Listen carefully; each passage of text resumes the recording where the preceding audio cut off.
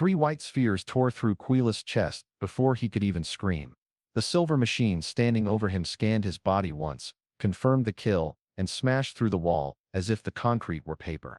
6 more machines followed it into the night. Within seconds, the attic fell silent again. Cui Li lay in a widening pool of blood. His heart had been destroyed. His ribs had been shattered, and the cold had already begun spreading through his arms and legs. Yet one thought refused to disappear. He had promised his mother that he would survive. Beside him, the black dog he had rescued 2 days earlier slowly climbed to its feet. Until that night, the dog had possessed human intelligence. It could understand technology, speak clearly, and insult Cui Li with perfect timing. Now it pressed its head against the wound in his chest. A narrow crack opened across the dog's forehead. Something transparent and no larger than a grain of rice dropped out of that crack and sank into Cui Li's ruined heart. The chance of failure is 99.999%. The dog whispered.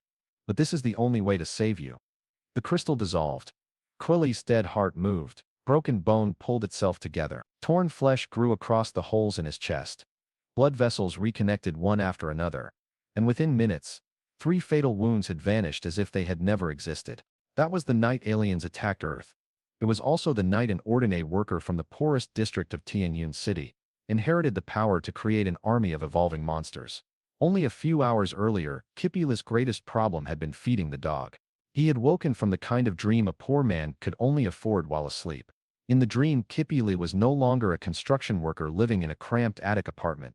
He was a wealthy underworld boss stepping out of a luxury sports car while rows of men in black bowed and shouted his name. 2 beautiful women clung to his arms. A former girlfriend knelt in front of him, begging forgiveness for betraying him, and Cui Li dismissed her with the cold confidence of a man who had money, power, and more women than he could remember. Then something wet forced its way into his mouth. Cui Li tried to push the women away, but the pressure on his chest grew heavier. The perfume disappeared. A foul animal smell replaced it. He opened his eyes and found a black dog standing on top of him, licking his face. "Get off me." Cui Li threw the animal from the bed and ran to the sink. He rinsed his mouth until his gums hurt, then returned to find the dog occupying his pillow and changing television channels with one paw.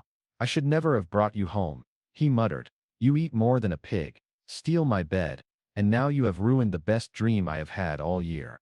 The dog glanced at him, pressed the remote again, and settled on the newest wildlife documentary. That look irritated Cui Li even more. For an animal he had found wandering in the rain, the dog behaved as if the apartment belonged to it. The year was 231. Humanity had colonized the Moon, Mars, and Venus, but progress had not made society equal. Tianyun City was divided into layers. Wealthy first-class citizens lived behind the defenses of the central district. Working families occupied the inner district. Everyone else was pushed into the outer slums, where protection was weak and opportunity was almost non-existent. Cui Li had not been born poor. His father had once been the expected successor of a minor family in the central district. But after his father's sudden death, relatives took control of everything and drove Cui Li's mother out. She raised him alone in the slums until illness took her life when he was 13. By 18, Cui Li had paid off the debt left by her medical treatment. He worked construction during the day and taught boxing at a local gym at night. Years of street fights had made him far stronger than an ordinary laborer, but he had kept the promise he made to his mother and refused every invitation to join a gang. He had almost nothing, yet he still could not walk past a starving animal. 2 days before the attack, a large black dog followed him home. It looked exhausted, miserable, and completely harmless. Cui Li tried to chase it away, but the animal simply sat outside his door and stared at him until he gave in. That decision nearly emptied his refrigerator. On the morning before New Year's Eve, Cui Li woke to find more than a dozen empty food containers scattered across the floor. The dog was stretched across his bed with a swollen belly, one paw resting on the remote control as it watched a wild Ferris program. Cui Li searched the refrigerator and found only 2 packets of compressed food. "At this rate, you'll eat me into bankruptcy," he complained. "I should have left you on the street. Big dummy." The dog ignored him. Outside, children were setting off firecrackers. Families were preparing for the new year, and warm lights filled the narrow windows of the slum towers. Cui Li stood on the balcony eating his synthetic meal and wondering how long it would take him to earn enough money to change his life. He also thought about Lan Bing, a young woman he had known for years. Cui Li believed that if he could just become successful, she might finally accept him. Then the television interrupted its regular program. The military research center in Tianyun City had lost a special test animal. The missing dog was extremely gluttonous, unusually sleepy, and supposedly harmless. A reward of 200,000 credits was being offered for its return, dead or alive. Cui Li stared at the photograph on the screen. Then he looked at the black dog on his bed. They were identical. He leaped up so quickly that he nearly dropped his food. 200,000 credits would change everything. It was more money than he had seen in his entire life. For a moment, Cui Li imagined returning the dog, paying for a better apartment, buying real food, and perhaps even taking Lan Bing somewhere respectable. "I'm rich," he shouted. "Idiot." A lazy voice answered behind him. "That picture is me. You don't need to pretend." Cui Li froze. The dog was still lying on his bed, but its eyes now carried unmistakable intelligence. Cui Li ran out of the apartment, made it all the way downstairs, then returned with a brick held in both hands. The dog did not even bother standing up. "My name is Xingbao," it said. "I was experiment ET-83 at Tianyun Military Research Institute number 13. And stop calling me Big Dummy." According to Xingbao, researchers had implanted an unknown crystal inside its body. Previous experiments had failed. Xingbao had gained intelligence and the ability to speak, but none of the combat abilities the institute wanted. Once the researchers decided to destroy it and recover the crystal, Xingbao escaped inside a visitor's vehicle. A traffic accident threw its container onto the street, where Cui Li eventually found it. Xingbao Li lowered the brick. He had expected the dog to be valuable. He had not expected it to explain its own laboratory records. Still, Xingbao did not appear dangerous. It preferred food and television to violence. Cui Li decided he would treat the animal well, wait until after the holiday, and then consider whether returning it was safe. He also began negotiating with it. "Let us be reasonable," Cui Li said, placing the last bowl of food on the table. "The military wants you back. I need the reward. If I return you and collect 200,000 credits, I can buy you enough food to last the rest of your life." Xingbao looked at the bowl. "They do not want me back. They want the crystal inside my body." "That sounds like the same thing. They plan to destroy me first." Cui Li's smile disappeared. Xingbao explained that the ET-883 program was supposed to create a biological combat unit.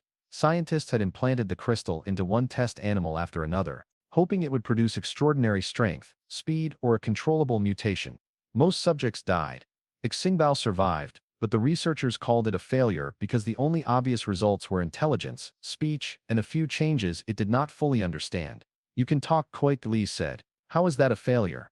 "They wanted a weapon. I asked for dinner." That answer made Cui Li laugh despite himself. He had lived among people who measured every relationship by profit. A dog that could speak but only wanted food and a safe place to sleep seemed far less dangerous than most humans he knew. "Fine," he said. "You can stay through the holiday. But you are not eating 15 meals a day." Xingbao lowered its head toward the bowl. 10, Cui Li offered. The dog began eating without agreeing to anything. He never got the chance. At 7:15 that evening, 20 enormous metal spheres appeared above 20 of Earth's largest cities. The first warning reached Tianyun Command as a red wave spread across the main tactical display. Commander Les stood beneath the screen, with several generals while hundreds of officers worked at their stations. The object falling toward Tianyun City was almost 100 meters across. Its course led directly toward an urban population of more than 200 million. "The first interceptor group has locked on," a colonel reported. "Estimated contact in 3 minutes." Commander Li did not answer immediately. The target had entered the atmosphere without transmitting a code, a warning, or a demand. No known nation possessed a vehicle built from material that dense, and no civilian craft would descend toward a city at that angle. Then the numbers changed. "It is accelerating," an operator shouted. "Impact will occur inside the city if it maintains this speed." "Execute Plan B," Commander Li ordered. "Protect the civilian population at any cost." Additional missile batteries opened across the region. The first wave altered course, while a second approached from above and a third moved beneath the target's projected path. A tactical screen filled with so many missile icons that several officers finally allowed themselves to breathe. "No blind spots," the colonel said. "The target is an unknown high-density metal, but the combined strike will destroy it." Commander Li kept watching. The sphere reached the center of the trap. It did not evade, it disassembled. The giant object separated into countless pieces too small for the targeting system to follow. Missile locks vanished. Radar operators searched for the fragments, but the sky above Tianyun had suddenly become empty. "Find them," Commander Liu said. "Every fragment now." By then, the first silver pod was already falling into Commander Liu's neighborhood. The Earth Alliance military detected them as they entered the atmosphere. Missile bases across the planet locked on. and waves of interceptors rose into the sky. At Tianyun command, officers watched hundreds of attack markers close around the object descending toward their city. The scans identified an unknown, high-density metal. Commanders believed the incoming sphere could be destroyed before it reached the 200 million people below. Then the sphere accelerated. More missiles launched. Every possible path was covered. Just before impact, the sphere broke apart by itself. Thousands of smaller objects vanished from military radar. From his balcony, Cui Li saw one of those objects fall between the apartment towers. It was a silver pod roughly a meter long. Small metal beads poured through openings in its shell and rolled across the street among the fireworks. Curious residents moved closer. The beads expanded. Each became a silver machine with 5 legs, 3 arms, and 1 enormous eye. White light formed inside their raised limbs. A second later, they opened fire on the crowd. The celebration became a massacre. People at the far end of the street could not even hear the difference between the weapons and the fireworks. Walls exploded. Cars overturned. White spheres passed through concrete and human bodies with equal ease. Cui Li grabbed a backpack, threw in compressed food and water, and ran for the stairs. Xingbao followed him. They reached the bottom floor just as one of the machines entered the building. Cui Li turned around and sprinted upward. By the time he reached the attic, screens were already moving floor by floor beneath him. Through a narrow window, he watched the machines divide into groups and enter every surrounding tower. They were not stealing resources or occupying territory. They were checking rooms and killing every living creature they found. Jingbao listened for several seconds. There are 7 inside this building, it said. Floors 1 through 8 have been cleared. They are now on the 9th floor. Cui Li looked at Xingbao more carefully. How can you know that? The dog's ears moved toward the floor. Vibration, heat changes. They're high-frequency signals. I can detect all of them. Then detect a way out. The stairwell is blocked. The outer wall is 40 meters above the ground. Your chance of surviving the fall is low. Another burst of white light flashed beneath the attic door. Someone screamed 2 floors below them. Cui Li opened old cabinets and overturned broken tables. He found a rusted metal pipe, half a chair and a box of decorations. None of them would slow a machine that could punch through concrete. You came from a military laboratory, he said. Do you have armor? A hidden weapon? Anything? No. What about the crystal? The crystal changed my brain and several organs. It did not make me strong enough to fight those machines. Then what exactly are you useful for? Xingbao considered the question with insulting seriousness. I can identify 11 kinds of compressed food by smell. Cui Li almost struck it with the pipe. The machines reached the floor beneath them. There was nowhere left to run. Cui Li's breathing became too loud in his own ears. He thought of Lanbing, of the money he had never earned, and of the promise he had made beside his mother's hospital bed. He had survived the streets, debt collectors, hunger, and years of dangerous labor. Dying before the new year because a machine from the sky had chosen his building felt unbearably absurd. Cui Li turned toward it. How long until they reach us? 6 floors. The screams drew closer. Cui Li searched the attic for a weapon, an emergency exit, anything that might keep him alive. There was nothing but old furniture and a steel door that would not stop the machines for more than a second. I have an idea, Xingbao said. For the first time, Cui Li felt hope. What is it? Play dead. Cui Li stared at the dog. It was the worst plan he had ever heard. Before he could argue, someone pounded on the other side of the attic door. A survivor screamed for help. Cui Li moved toward the lock, but 3 white spheres passed through the metal. Blood flowed through the holes. The voice outside stopped. Xingbao immediately dropped to the floor and went completely still. Cui Li understood. The machines appeared to be scanning for life, with no other option. He lay beside the dog, held his breath, and closed his eyes. The steel door flew inward. The machine's enormous eyes swept across the attic. Xingbao's body produced almost no visible heat, but Cui Li's body glowed clearly in its scan. Playing dead had failed. The machine crossed the room in a single leap and fired 3 times into Cui Li's chest. The pain lasted only a few seconds. Then everything became cold and dark. Cui Li remembered his mother on her deathbed, holding his hand and forcing him to promise that no matter what happened he would live. He refused to let that promise end in a dirty attic. After the machines left, Xingbao placed the experimental crystal inside his wound. The process restored Cui Li's body, but it took something from the dog in exchange. The intelligence in Xingbao's eyes slowly disappeared. Its final words dissolved into a weak whine, and then it could only bark. When Cui Li woke, he found 3 holes in the front and back of his clothes, a pool of his own blood on the floor, and no injuries beneath them. He touched his chest again and again. His heart was beating normally. His bones were whole. Bao lay beside him exhausted. You saved me, didn't you? Cui Li whispered. The dog licked his hand and gave a quiet bark. It no longer understood how to answer. Cui Li had survived an attack that should have killed him instantly. He did not yet know where the crystal had gone or what it had changed inside him. But the massacre outside was not over, and the power that had brought him back to life was only beginning to awaken. Cui Li rose and approached the hole the machines had smashed through the wall. The neighborhood below should have been full of New Year's lights and music. Instead, pale moonlight fell across bodies, abandoned vehicles, and burning apartments. Television sets continued playing inside homes whose owners would never return. His first instinct was to remain hidden until morning. Then he remembered Lan Bing. Her apartment was only a few districts away. Bully had no idea whether the machine had attacked her building, and the thought of waiting in the attic while she might be in danger became unbearable. He placed the weakened Xingbao inside his backpack and left. The stairwell was filled with evidence of what the machines had done. On the 6th floor, a dead body was trapped between the doors of a powerless elevator. Outside, entire streets had gone silent. Cui Li moved close to the walls, avoiding open intersections while he searched for any sign of survivors. 2 blocks away, heavy guns opened fire. The alien weapons made almost no sound, so the explosions had to be coming from the Earth Alliance military. Lan Bing's building was in the same direction. Cui Li ran toward the battle. When he reached the next street, he found several destroyed armored vehicles and the bodies of dozens of soldiers.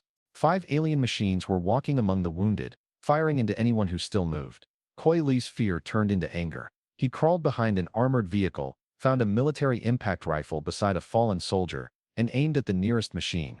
The weapon refused to fire. Unauthorized user. Its electronic system announced. Cui Li pulled the trigger again.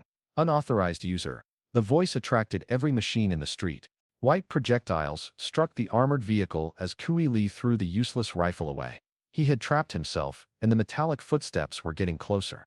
Then missiles passed over his head. An Earth Alliance combat aircraft swept across the street and buried the machines in fire. Through an external speaker, the pilot ordered Cui Li to use his wrist computer and locate the nearest emergency shelter.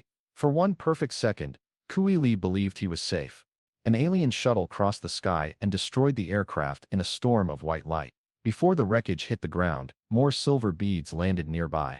Cui Li ran. He found an abandoned mountain bike, put Xingbao inside the backpack, and pedaled toward a shelter roughly 1,500 meters away. Behind him, the beads expanded into new machines.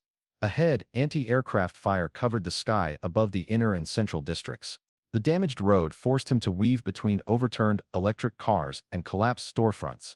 Every few seconds he looked behind him, expecting the new machines to appear. The backpack moved against his shoulders as Xingbao struggled for air. "Do not die after saving me," Cui Li said. "I still owe you at least 10 dinners." Cui Li answered with a weak sound that was closer to a whimper than a bark. The route map on Cui Li's wrist showed the shelter as a bright green point. The distance fell from 1,200 meters to 900, then to 600. At that range, he could hear weapons striking the buildings around the square. The shelter was not a simple basement.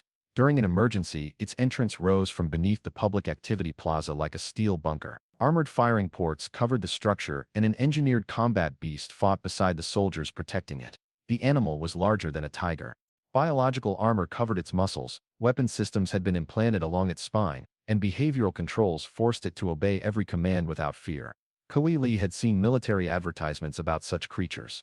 Xingbao had been created by a similar program. But the difference was painful. The combat beast outside the shelter ripped apart an alien machine while Xingbao lay half-conscious in a backpack. The defenders were still losing. The shelter entrance had risen from the center of a public square. Earth Alliance soldiers were firing through armored ports while alien machines used the surrounding buildings as cover. Crossing the open ground looked impossible. Then a heavy tank and a group of surviving soldiers appeared behind Cui Li. The tank fired everything it had, tearing a path across the square. But it was not coming to rescue the shelter. It was retreating from more than 100 machines. "Run!" a soldier shouted. Cui Li joined them. The tank turned its turret toward the pursuing horde and covered the final charge. A shot destroyed Cui Li's bicycle. Another grazed his arm and threw him to the ground. He climbed up without checking the wound and sprinted the last 300 meters with Xingbao on his back. Only 20 soldiers made it through the entrance. Cui Li had started the final run surrounded by more than 50. White spheres crossed the plaza from every direction. One soldier fired while walking backward and took a shot through the helmet. Another pushed a wounded companion toward the entrance before both were cut down. The sergeant at the bunker kept shouting the same two words through the gunfire. Keep running. Cui Li did not look back again. He felt heat pass close to his neck, heard his backpack tear, and expected the next shot to enter his spine. When he crossed the threshold, he turned and saw soldiers still 30 meters away. The doors had already begun to close. 2 men made it through. The rest disappeared behind the armored barrier. The shelter descended beneath the square as layers of armored doors closed overhead. The last thing Cui Li saw was the tank being destroyed by 2 alien shuttles. Its crew never made it out. 100 meters underground, the survivors finally stopped running. The steel entrance chamber was filled with smoke, blood, and men from units that should never have been fighting together. One wore the armor of Tianyun's 19th Infantry Division. Another belonged to the 31st Marine Regiment. A third removed his helmet and identified himself as the last survivor of a heavy tank company that had entered the slums with 14 vehicles. 14, the shelter sergeant asked. The soldier nodded. The one outside was the last. No one spoke after that. The invasion had not merely broken one defensive line. Entire formations had been scattered in less than an hour. The soldiers who reached the shelter were not cowards retreating from battle. They were fragments of units that no longer existed. The sergeant placed one hand on the tank soldier's shoulder. There was nothing useful he could say. Cui Li sat against a wall and covered the wound on his arm. A strange itching sensation moved beneath his fingers. When he looked down, the torn muscle was pulling itself together. Within moments, the injury had closed. He immediately covered it with his sleeve. No one else appeared to notice. The shelter assigned Cui Li a tiny sleeping compartment. Once the door was locked, he removed Xingbao from the backpack and tried speaking to it again. The dog understood his voice, but the sharp intelligence it once possessed was gone. Whatever had restored Cui Li had reduced Xingbao to an ordinary animal. That night, Cui Li had switched off the light and closed his eyes. The room remained perfectly visible. He ordered the light off a second time before realizing it was already dark. To test himself, he placed the empty backpack over his head and sealed every opening. He could still see the worn fibers inside the fabric. His body now healed itself. His strength and speed had increased, and his eyes could see in total darkness. The following morning, another change appeared. A faint blue light emerged from his right palm. Cui Li could control its direction with a thought, yet no one else could see it. He tested the light near several adults and even performed a fake magic trick for a little girl. Every person insisted that his hand looked normal. The girl's name was Betty. She was sitting alone in a corner hugging her knees while the adults around her searched casualty lists. Cui Li crouched several steps away. Would you like to see a magic trick? Betty studied him suspiciously, then nodded. He raised his right hand and concentrated. Blue radiance poured from his palm until his fingers looked as if they were made from cold flame. Watch carefully, he said. My hand is turning blue. The child leaned closer. For a moment, Cui Li expected her to scream or call a soldier. Instead, Betty frowned. Mister, your hand did not change. Not even a little. No, you are cheating. Cui Li dismissed the light and tried again. Betty saw nothing. He repeated the experiment near a police officer, a shelter worker, and an elderly couple. Not one person reacted, even when he allowed the blue glow to cover an entire wall. That discovery was both reassuring and unsettling. The power was invisible to other people, but Cui Li had no idea whether it was harmless. He stopped himself from pointing it directly into anyone's eyes and spent the next day testing it on cups, metal walls, food packages, and his own skin. Nothing burned. Nothing moved. Nothing appeared to change. Night vision, healing, and an invisible flashlight. He whispered, if this is a superpower, somebody has a terrible sense of humor. For 2 days he experimented without discovering what the light actually did. Then the shelter reopened. The alien assault had struck 20 major cities. 360 million people were dead. The central districts, protected by powerful defenses, had suffered limited damage. The inner districts had also survived. The worst losses came from places like Cui Li's neighborhood, where millions of poor citizens lived without military protection. The Earth Alliance had found and destroyed the hidden alien warship responsible for the attack, but it lost 12 starships in the battle. No one knew who the attackers were, why they had targeted civilians, or whether more ships were coming. People leaving the shelter stopped in the ruined square and read the same reports on their wrist screens. Some found the names of relatives among the dead. Others could not find any record at all because entire residential blocks had been erased before casualty teams arrived. The official combat footage showed 50 Earth Alliance warships closing around an invisible point in space. Only after astronomers isolated a distortion against the stars did the hidden vessel become visible. It was larger than anything humanity had expected to face near Earth. The first Alliance formation disappeared under a wave of energy fire. 12 ships were lost before the survivors broke through the alien defenses and destroyed the vessel. The edited recording ended with a silent explosion above the planet, followed by a message promising that Earth remained secure. No one standing in the slums believed the word secure.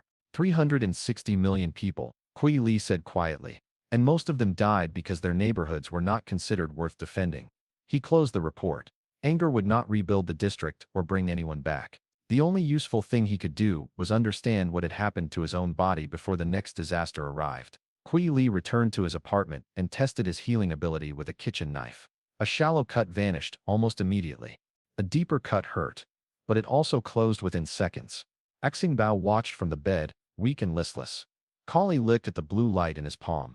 If the crystal had given him the ability to heal, perhaps the light could heal Xingbao as well. He aimed it at the dog. Xingbao disappeared. Kali felt a sharp pain inside his head, and his awareness opened into an endless black space. There was no ground, sky, or visible boundary. Xingbao floated motionless in the darkness.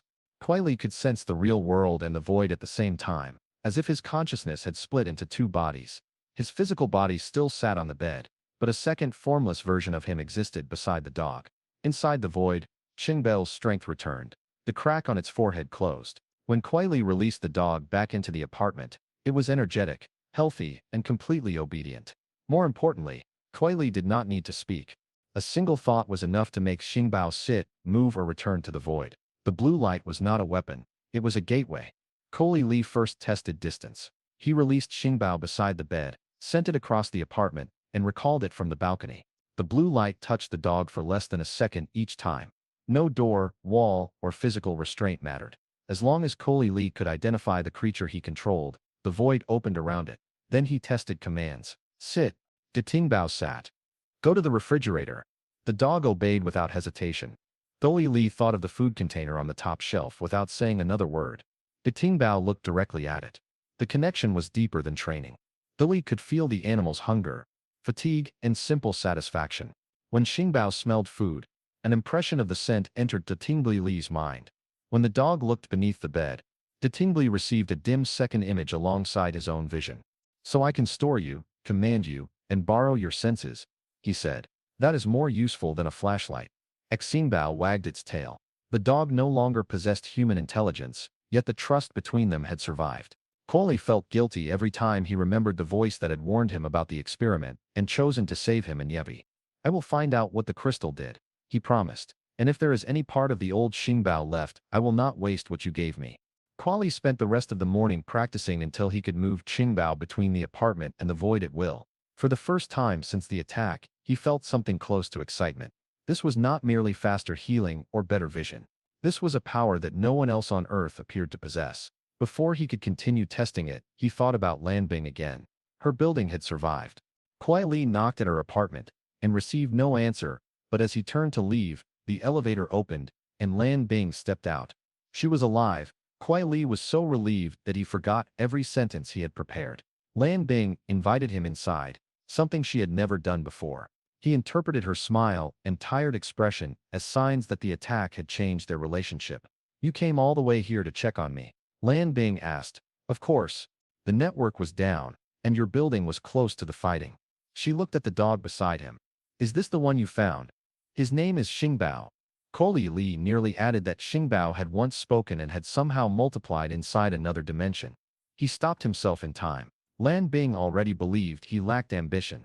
Telling her that his dog traveled through an invisible void would not improve the situation. They spoke about the attack, damaged streets, and people they knew.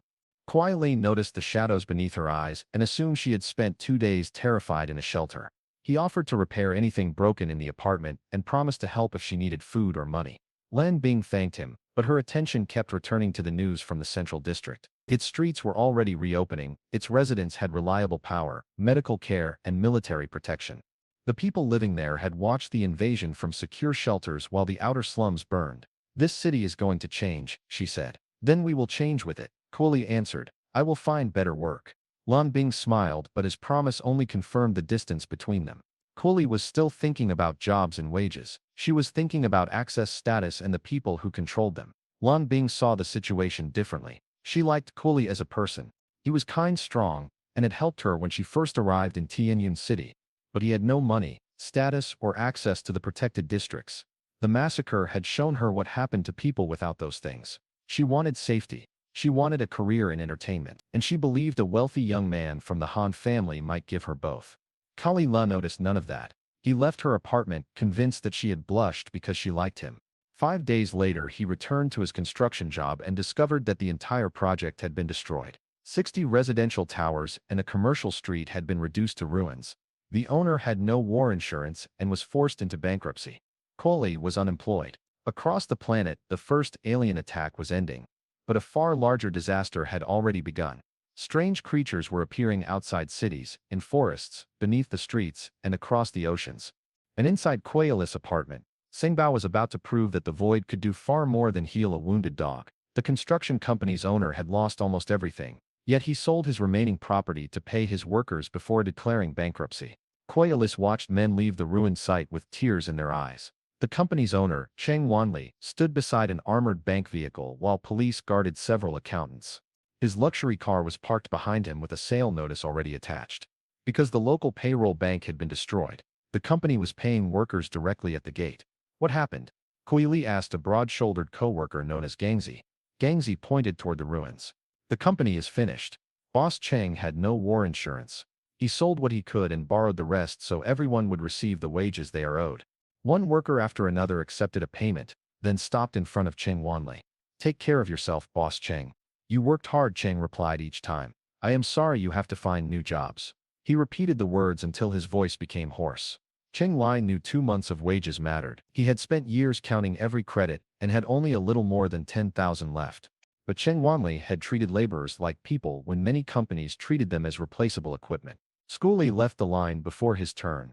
At the corner, he faced the ruined construction site and bowed once toward the man who had lost everything trying to pay his workers. Keep my wages, he said. Although Cheng could not hear him. You need them more than I do. Money had ruled most of Cui Li's childhood because he never had enough. After paying his mother's medical debt, however, he had begun giving half his extra income to orphanages and relief fund desks. He remembered being 13, hungry, and completely alone. If a small donation kept another child from feeling that way, it was worth more to him than a larger bank balance. He chose not to collect the final wages owed to him. The owner had treated him fairly for years, and Cui Li still had enough money to survive for a short time. He had grown up hungry and alone, so even when his income was stable, he donated much of what he earned to orphanages and local relief groups. That kindness left him almost broke. When he returned home, 2 dogs barked at him at the same time. One Xingbao was lying on the bed. The other was standing on the balcony. Both animals looked healthier and stronger than before. Both obeyed Cui Li's mental commands. Both could enter the void. Cui Li had no explanation. 3 nights later, the dogs began to split. Cui Li woke to wet tearing sounds beside the bed. At first he believed one of the animals was injured. Then he saw a line opening along its back. What is happening to you? The dog did not attack him or cry for help. Its body widened. Muscle and bones separated into 2 living halves, and each half began rebuilding what it lacked. New legs formed. Skin closed. 2 heads lifted from what had been one body. The second dog was doing the same thing. Cui Li stood against the wall, too shocked to move. 5 minutes later, 4 complete animals faced him, panting as if nothing unusual had happened. He sent one command through the mental link. All 4 sat. He recalled them into the void and released them again.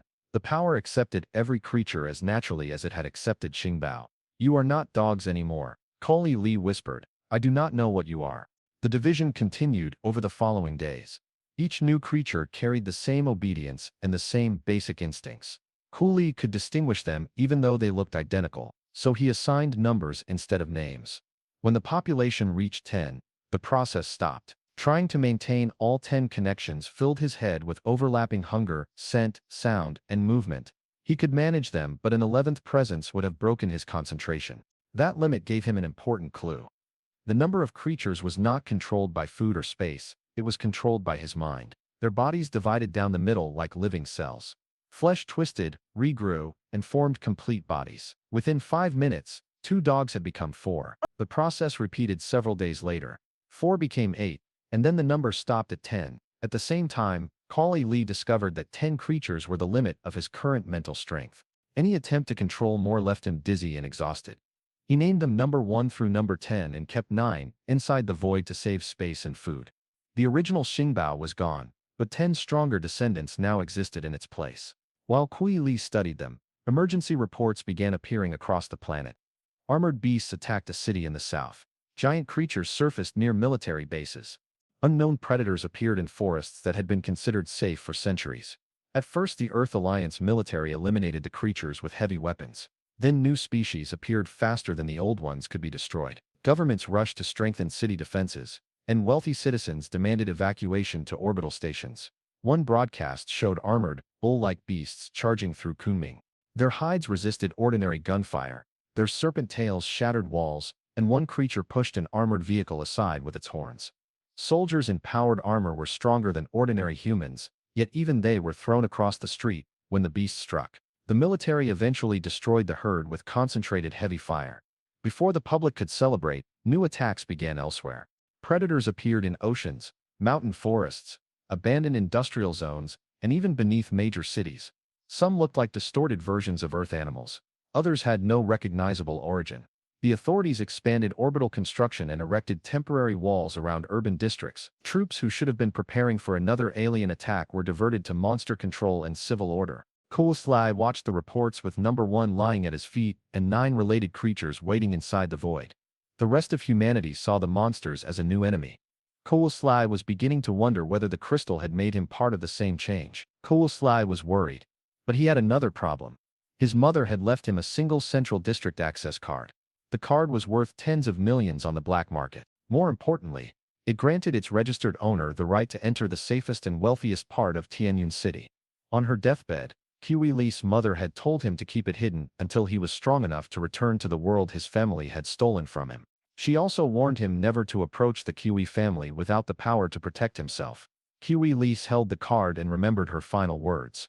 He had been 13 when his mother placed the case in his hands. Illness had left her pale and too weak to sit without help. I could not give you an easy life, she told him, but I will not take away your future. Keep this card hidden. When you are strong enough, it can return you to the Central District. Young Cui Li gripped the case and fought back tears. The Cui Li family took everything father left us. When I grow up, I will take it back. Fear entered his mother's fading eyes. No, you must never return to that family before you can protect yourself. But they drove us out. Promise me. He stood in silence, because promising felt like surrender. His mother used the last of her strength to seize his hand. Live. Whatever happens, you must live. Those were the final words she ever spoke. No matter what happened, he had to survive. Yet he never intended to use the card for himself. He placed it in an old envelope and slipped it under Lan Bing's apartment door. If another attack came, the card could save her life. Lan Bing was not home, so Cui Li traveled to her office. Outside the building, he found her speaking with young Master Han, the wealthy heir she believed could help her enter the entertainment industry. When Han asked who Cui Li was, Lan Bing pretended he was only an applicant for a minor advertising role. She asked him to wait while she finished discussing business. Young Master Han looked Cui Li up and down. His clothes were expensive enough to cover several years of Cui Li's wages, and the sports car parked beside him cost 3 million credits. An actor?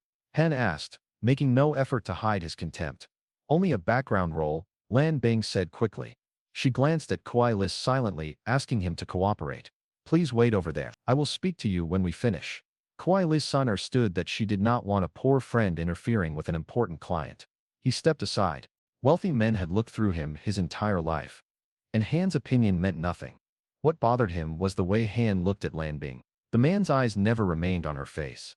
Han made it clear that the real conversation would happen somewhere private. Lan Bing hesitated, then accepted. The opportunity you mentioned is complicated. Han said, I do not like discussing private business outside an office building. Come with me, and we can talk somewhere comfortable. Lan Bing bit her lip. She knew exactly what kind of conversation he wanted. She also knew his family owned an entertainment company with access to the Central District. All right, she said. We can discuss it elsewhere. Han opened the passenger door with a smile. Cui Li sensed the danger and tried to interrupt. He told Lan Bing he had something important to give her, not knowing the priceless card was already inside her apartment. Lan Bing, wait. This will only take a minute. Han leaned against the car. If your conversation with this extra is more important, I can wait. I am a very patient man. Every word carried an insult. Cui Li's hand tightened. One punch would break Han's nose, a second would put him on the ground. But starting a fight in front of Lan Bing's office would damage her job and make him look exactly like the slum thug she was trying to escape. Lan Bing refused to listen. In front of Han, she coldly told Cui Li to return another day. I have important business with young Master Han, she said. Whatever you want can wait till tomorrow. Only till tomorrow. Li Ten stared at her. He had expected embarrassment or impatience, but not that distant professional voice. Understood, he said. Li walked away without arguing. He did not want to humiliate her, or destroy what he assumed was an important business opportunity. Lan Bing watched him leave and felt for one moment that their paths had separated forever. Then she entered Han's car and chose the future she believed he could provide. Cui Li wandered through the outer slums for hours. His frustration disappeared when people began running out of an alley, screaming about man-eating rats. 5 young men burst into the street. The heaviest of them fell behind, shouting for help while the others abandoned him. A grocery store owner standing nearby laughed at their panic. Running from rats, the owner said, young people have no courage anymore. Cui Li and several pedestrians moved toward the alley to look. The open sewer cover was surrounded by blood. 6 rats nearly a meter tall were tearing apart a human body. Their claws had cut grooves into the concrete, and their red eyes carried no fear of the crowd. More shapes climbed from the sewer. The laughter stopped. Those are not rats, someone whispered. The creatures raised their fur and produced a shriek sharp enough to hurt. Then they turned toward the people at the entrance. The crowd broke apart. Cui Li ran with everyone else until the grocery owner came out carrying an old automatic rifle. Let the police handle it, Cui Li warned. The man pulled his arm free. This is my street. I served in the military, and I will not let animals drive me out of my own store. His wife stood in the doorway behind him with a young boy in her arms. Come back, she shouted. Please, let the police do it. The child began crying for his father. Cui Li took several more steps, then stopped. He remembered waking after his own father's death and asking when he would return. He remembered how adults avoided answering. I am going to regret this, Cui Li said. He turned and ran back. The creatures emerging from the sewer were a meter tall. Red-eyed, fast, and covered in dense muscle, they were already feeding on a dead man. More climbed through the open maintenance shaft behind them. The crowd scattered. Wang Fuqian, the owner of a nearby general store and a former soldier, took an old automatic rifle from behind his counter. He refused to abandon the street where his family lived. Cui Li told him to wait for the police. Wang ignored him and moved toward the alley. Cui Li started to leave. Then he saw Wang's wife holding their young son. The boy was crying for his father. Cui Li remembered growing up without one. He turned around. Wang opened fire as the rats charged. Normal ammunition barely penetrated their bodies. Armor-piercing rounds killed several, but the largest rat survived and leaped for his throat. The grocery owner fired until the magazine was empty. 3 rats collapsed. 4 more staggered with serious wounds. The largest kept coming with a crater torn into its back. It jumped. The owner reversed his rifle and raised it like a club, knowing it would not stop the creature. Cui Li struck from the side. His kick landed against the rat's skull and sent it tumbling across the pavement. The impact shocked him almost as much as the animal. Before the alien attack, he had been strong. Now his leg carried enough force to throw a creature heavier than a man. You have a wife and a child, Cui Li said, grabbing the owner's arm. Stop trying to be a hero. The man's confidence finally broke. You were right. Let us go. They ran toward the store while more rats poured from the alley. Lower the security gate, the owner shouted. His wife pulled the child inside and activated the steel barrier. Cui Li and the owner slipped beneath it with seconds to spare. Giant teeth struck the bars as they locked into the floor. The man offered his hand while struggling to breathe. My name is Wang Fuqian. You saved my life. Before Cui Li could answer, Wang's wife threw her arms around her husband. Their son wrapped himself around one of Wang's legs. Wang looked embarrassed, but he held them both as tightly as he could. I am Cui Li. Cui Li said. And this is why you listen when your wife tells you not to fight giant rats. Wang laughed once. Then the creatures slammed into the gate again. Cui Li arrived in time to kick it out of the air.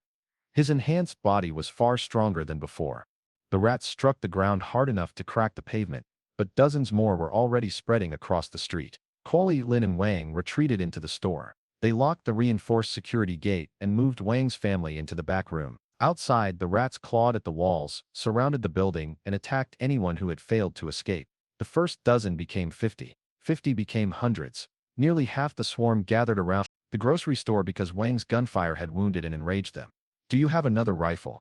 Cui Li asked. Wang held up his last magazine. 1 box of ordinary rounds. Even if I still had the gun, it would not be enough. The front wall began to tremble. At first Wang thought the animals were throwing themselves against it. Cui Li placed a palm against the surface and felt a rapid scraping vibration. They are digging through. How long will the wall hold? Not long. Wang called the police again. The dispatcher told him that an armed response unit was coming, but the nearest patrol reached the street first. 2 officers drove around the corner with their sirens sounding. When they saw hundreds of rats, the driver stopped so abruptly that the patrol car struck the curb. "Turn off the siren," the senior officer hissed, "and kill the engine." The sound had already attracted the swarm. Dozens of rats turned toward them. The officer lifted his radio. "Headquarters. This is not a civilian disturbance. We need heavy weapons and combat aircraft. Immediately." Inside the store, another crack spread across the wall. Wang's son cried in the back room. Cui Li searched through the window for anything that could delay the swarm and saw a stray dog fighting from the top of a pile of debris. The animal killed one rat and wounded another before the rest dragged it down. That brief fight gave him the answer. He had 10 stronger animals waiting inside the void. "Wang, take your family as far from this wall as possible. What are you going to do?" "Buy us time." Invisible blue light spread from Cui Li's palm through the broken storefront windows. The police were coming, but the walls would not last. Then Cui Li remembered the creatures inside his void. He raised his right hand. Blue light passed through the wall, invisible to everyone except him. 10 black dogs appeared in the middle of the rat horde. The rats hesitated. 10 black dogs had appeared in the middle of the swarm without crossing the street or emerging from a building. The rats did not understand where they had come from. Cui Li barely understood it himself. He sent a single command through the link. "Protect the store. Kill anything that attacks." The dogs moved before the rats recovered. They were only half the size of their enemies. But speed changed the balance completely. A rat lunged at number 1 and found empty air. The dog slipped beneath its body, closed its jaws around the throat, and removed a piece of flesh with one bite. 2 other dogs attacked the same target from opposite sides. One distracted it while the second cut the tendons in a rear leg. The rat fell. A 4th dog finished it before it could rise. The pack did not fight like 10 separate animals. Cui Li's thoughts connected them into a single hunting unit. When one dog saw an opening, the others sensed it. When a rat tried to surround one member, 2 more were already approaching its blind side. Wang Fuqian stared through the security gate. "Where did those animals come from?" "I saw them nearby," Cui Li said. "All 10 of them appeared at the same time." "You were watching the rats." Wang was too amazed by the battle to challenge the answer. The dogs attacked. They were smaller than the rats, but nearly 3 times faster. One dog darted beneath a rat and tore through its throat before the creature could turn. Another drew 2 attackers away, while the rest struck from the sides. Within minutes, more than 30 giant rats lay dead outside the store. 2 dogs lay among them. Cui Li felt both deaths as sudden absences inside his mind. There was no human thought, no final sentence, only pain, fading hunger, and then silence. The shock nearly broke his control over the survivors. The remaining 8 formed a line in front of the store. Blood covered their faces and chests. Several could barely place weight on injured legs, yet none tried to escape. "Fall back," Cui Li whispered. The pack moved closer to the entrance without turning away from the enemy. The rats launched a second attack. 4 came from the front while others climbed across parked vehicles to strike from above. The dogs adjusted instantly. One leaped onto a car hood and met the first attacker in the air. Another allowed itself to be chased between 2 vehicles, where the larger rat could not turn quickly enough to defend its throat. The second wave failed, but another dog remained on the pavement. Then the survivors began eating. They tore into the dead rats while hundreds of living enemies watched. Wang's wife stepped out of the back room, saw the blood covering their jaws, and immediately ran back inside with one hand over her mouth. Wang looked impressed rather than disgusted. "Those are the fiercest dogs I have ever seen. Even military animals do not eat in the middle of a battle." Cui Li could feel the reason. The dogs were injured, exhausted, and desperately hungry. Rat flesh restored their strength. Eating was not a pause in the fight. It was preparation for the next attack. 2 of Cui Li's dogs had also fallen, and the survivors were covered in wounds. Even so, they refused to retreat. They formed a line in front of the entrance and growled at the hundreds of rats surrounding them. Wang Fuqian stared through the security gate. Where did those dogs come from? Cui Li pretended not to know. Then the dogs began eating the creatures they had killed. Their calm brutality frightened the rat horde more than the battle itself. The rats shrieked and circled, but few were willing to attack again. That delay gave a pair of police combat aircraft enough time to reach the street. At the district police headquarters, Captain Shen Yi watched the aircraft feed on a wall display. "What breed are those dogs?" he asked. No one answered. The animals had already repelled 2 attacks and left dozens of rats dead. Shen Yi's own police dogs could track criminals and restrain an unarmored person. They could not fight monsters strong enough to tear through concrete. The dogs are holding the center of the swarm. An officer reported, "If we attack now, the rats will have to cross open ground to reach the sewer." Shen Yi enlarged the map. Homes and shops stood on both sides of the street, so explosive weapons would kill the same people they were supposed to rescue. "Concentrate one aircraft on the densest groups," he ordered. "The second covers every route to the sewer. Ground teams eliminate anything that escapes. Watch the buildings and do not hit those dogs if you can avoid it." The pilot saw the dogs holding the swarm in place and opened fire. Heavy rounds tore through the street. Most of the rats were eliminated before they could reach the sewer. More of Cui Li's dogs were struck in the crossfire, but he secretly recovered the 5 survivors with his blue light before the police landed. The aircraft's rotary cannons transformed the street. Cars collapsed under the impact. Concrete burst from the pavement. Rats that had resisted rifle fire were torn apart before they could reach cover. Cui Li guided his pack through the attack, but there was too much metal in the air. Number 3 vanished from his awareness. Then, Number 7. Another dog fell while dragging an injured companion away from the center of the road. 5 remained. He waited until smoke covered the storefront, extended his right hand, and recalled them one after another. To Wang, it looked as if the mysterious dogs had simply disappeared into the confusion. Only 7 or 8 rats escaped into the sewer. Police transports arrived after the aircraft had already won the battle, and reporters crowded both ends of the sealed street. Cui Li left before anyone could question him about the dogs. He had saved Wang's family and helped stop the swarm. He had also learned that creatures under his control could die. By the time reporters and military vehicles arrived, there was no evidence connecting Cui Li to the animals. Wang and his family thanked him for saving their lives. Cui Li left before anyone could question him. At home, the cost of the battle finally caught up with him. Directing 10 creatures at once had drained his mental energy. He could barely remain awake. Inside the void, the 5 surviving dogs were motionless, but their wounds were slowly repairing themselves. The space could heal them, although spreading that power across multiple severe injuries reduced the speed. Cui Li estimated that the dogs would recover within a few days. Then the void moved. Images entered his mind from a time long before humanity existed. The crystal had drifted through the universe for ages, landing on worlds and passing through civilizations. It was recovered on ancient Earth by a small, 3-eyed species that built a highly advanced society. War destroyed them. Their descendants rose, developed another civilization, and destroyed themselves again. A third civilization eventually faced enemies from beyond the planet. Cui Li recognized the invaders. Silver pods released white beads. The beads expanded into the same machines that had attacked Tianyun City. Then monsters appeared across the ancient world. The conflict spread to the Moon, Mars, and Venus until black clouds covered every human settlement. Civilization vanished. Millions of years later, modern humans discovered the crystal in an underwater ruin. They implanted it into test animals without understanding what it could do. The final image came from Xingbao's eyes. Chiku saw himself dying on the attic floor. He saw Xingbao remove the crystal from its own body and place it inside his heart. He felt the ancient object dissolve into his blood and become part of him. The crystal had not simply entered Cui Li. It had fused with him. The void was connected to it. His healing, night vision, physical improvement, and control over the dogs all came from the same source. Every creature he controlled consumed mental energy, but combat appeared to strengthen his senses and expand that limit. The knowledge did not arrive as words. It struck him as a chain of memories viewed through the crystal itself. He saw the newborn universe as light and violence. The crystal drifted through empty space for ages, fell onto worlds and survived when those worlds were destroyed. It had no face or voice, yet it carried impressions of every life form it touched. On ancient Earth, a small 3-eyed species discovered it.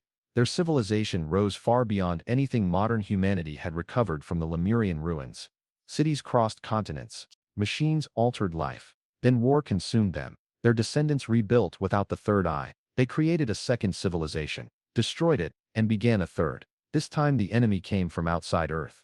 Cui Li saw the same silver pods that had fallen into Tianyun. He saw white beads expanding into 3-armed machines. Monsters appeared across the planet, followed by black clouds that covered Earth, the Moon, Mars, and Venus. Civilization vanished again. Millions of years passed. Life recovered. Humanity eventually found the crystal in underwater ruin and carried it into a military laboratory. The final memory was not ancient. Cui Li saw himself lying beneath the broken attic wall. Bao crawled toward him, opened its forehead, and surrendered the crystal, keeping it alive. The object dissolved the instant it touched Cui Li's blood. It rebuilt his heart and fused with every cell in his body. It really was you, Cui Li said. When the vision ended, his consciousness returned to the apartment. The 5 dogs remained motionless in the void, while their injuries healed. The recovery was much slower than the shallow cuts on Cui Li's own body because the power had to divide itself across dozens of wounds. The battle had exhausted him, but it also left his thoughts sharper. He could now identify each surviving creature's condition without seeing it. The crystal was teaching him how to use the void through experience, rather than instructions. Before falling asleep, Cui Li imagined a future in which he understood the power, rebuilt his life, and created a family with Lan Bing.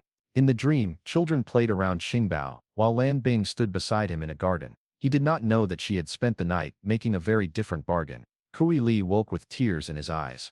Xingbao had surrendered its intelligence to save a man who had known it for only 2 days.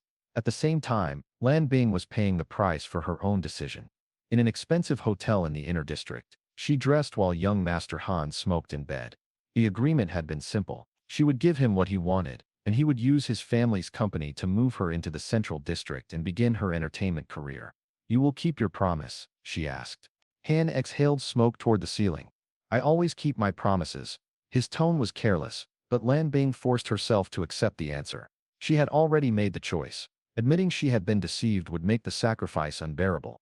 After she left, Han laughed. He had never intended to spend political favors and family resources on a woman from the slums. His family had ordered him back to the central district the following day. Once he entered its protected gates, Lan Bing would not even be able to contact him. She wanted a beautiful future, he said to the empty room. She should have chosen a more believable liar. She had trusted young Master Han's promise to help her enter the central district and begin an entertainment career. After meeting him privately, she asked him to honor their agreement. Han assured her that he would. The moment she left, he laughed at the idea. His family was transferring him into the central district the following morning. He had never intended to help her, and he believed she would never find him again. What neither of them knew was that Lan Bing already possessed something far more valuable than Han's promise. The access card Cui Li had placed under her door could grant her the life she wanted without Han's assistance. The next morning, Cui Li checked the injured dogs. Number 9 was almost fully restored. 2 others would recover within the day. His own mind felt sharper than before, as if the strain of controlling the pack had strengthened his connection to the center. He went to Lan Bing's workplace and learned that she had not arrived. At her apartment, he found the door open and Lan Bing packing her final suitcase. She had discovered the access card and was leaving the outer slums immediately. Cui Li helped carry her luggage downstairs. Lan Bing told him she did not expect to return. She was moving to the central district and planned to begin a new life. At the taxi, Cui Li offered to go with her. Lan Bing refused. "There is no need," she said. "I have arrangements to make when I reach the inner district." "I thought you were going to the central district." Lan Bing smiled. "You heard that from Lily, did you not? She never keeps anything private." She did not explain that the administration office was only the first step. She believed Han's people would meet her there and complete the rest. She told him that she had made a choice the previous day and obtained what she had always wanted. She believed their lives were heading in different directions. Cui Li finally confessed that he loved her. Lan Bing said she already knew. The taxi driver opened the trunk while Cui Li stood beside the rear door. "I like you," Cui Li said. The words came out more directly than anything he had planned. "I have for years." Lan Bing's hand stopped on the door. "I know. Then give me 3 years. Something has changed. I have a power that could." "You're a good person," she told him. "But the things I need are things you cannot give me. We belong to different worlds." Cui Li asked for 3 years. He almost revealed the power inside him. He wanted to promise that he would reach the central district through his own strength and find her again. Lan Bing stopped him before he could explain. "Some choices cannot be undone," she said. "You are a good person, but you cannot give me the life I need. We belong to different worlds." Cui Li wanted to tell her about the void, the crystal and the creatures that obeyed him. He wanted to explain that poverty might no longer define his future, but her decision had been made before he opened his mouth. "Goodbye, Cui Li." The taxi door closed. "Some decisions," she said, "could not be reversed." Then she entered the taxi and closed the door. Cui Li stood in the winter wind as the vehicle disappeared into the city. Inside the taxi, Lan Bing opened her bag and looked at the priceless access card. She did not know Cui Li Sen had given it to her. She did not know what he had sacrificed, and she did not know that young Master Han had already abandoned his promise. The card alone could grant everything Han had promised and more. It was not temporary permission or an employment pass. It could register its owner as a first-class citizen of the Central District, with permanent protection, medical care, housing privileges, and citizenship rights for future children. Lan Bing assumed the card had come from Han.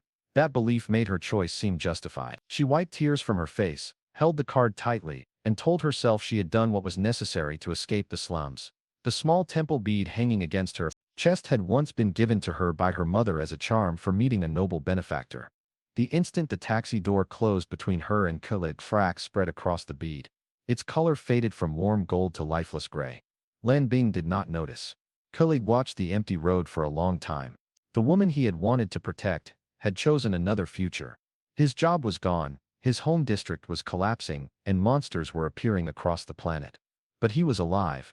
He still had the crystal, and inside the void, the surviving dogs had begun forming something new around their wounded bodies. Their first true evolution was about to begin. The first cocoon split open at midnight.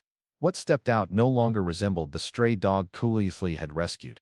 The creature stood more than a meter tall at the shoulder. Dense muscle covered its body. Its skin had become rough and difficult to cut, and its eyes glowed dark red.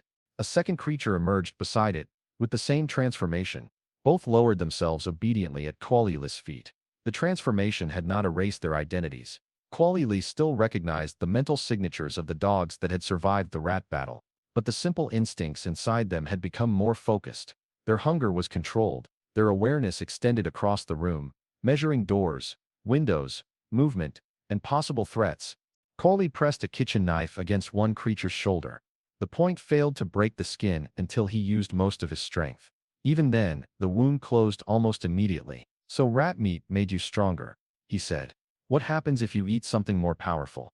The creatures stared at him with red eyes and waited for an order. That obedience reassured him. Their appearance was becoming monstrous, but the connection was stronger than before. He could feel their strength through the mental connection. They were faster, tougher, and far more intelligent than the dogs that had fought the giant rats. Cui Li took them into an abandoned street to test their abilities. He ordered them to spar without causing serious injuries. The creatures separated, turned to face each other, and waited like trained duelists. When Cui Li gave the signal, they collided in the center of the road. The first hellhound attacked from the ground. The second jumped against a wall, changed direction in midair, and struck from above. Their claws met with a sound like metal hitting stone. Cui Li ordered them to increase speed. They vanished from ordinary sight. His enhanced vision followed them as they crossed the street, climbed opposite buildings, and launched themselves from different heights. One caught the other by the shoulder and drove it through a pile of broken furniture. The injured creature rolled, recovered, and used the debris to hide its next approach. They were not merely faster dogs. They were learning to use terrain. Stop! Both froze in the middle of an attack. One set of claws rested a few centimeters from the other's throat. Absolute power meant nothing without absolute control. That instant response convinced Cui Li that the evolved creatures could be used around people without becoming a second monster problem. Their claws tore lines through the pavement. They ran up the sides of buildings, launched themselves from the 6th floor, and struck each other in midair. Their bodies hit the street hard enough to shake nearby windows, yet both rose immediately. Cui Li called them Hellhounds. Their battle stopped only when 5 drunken gang members entered the street.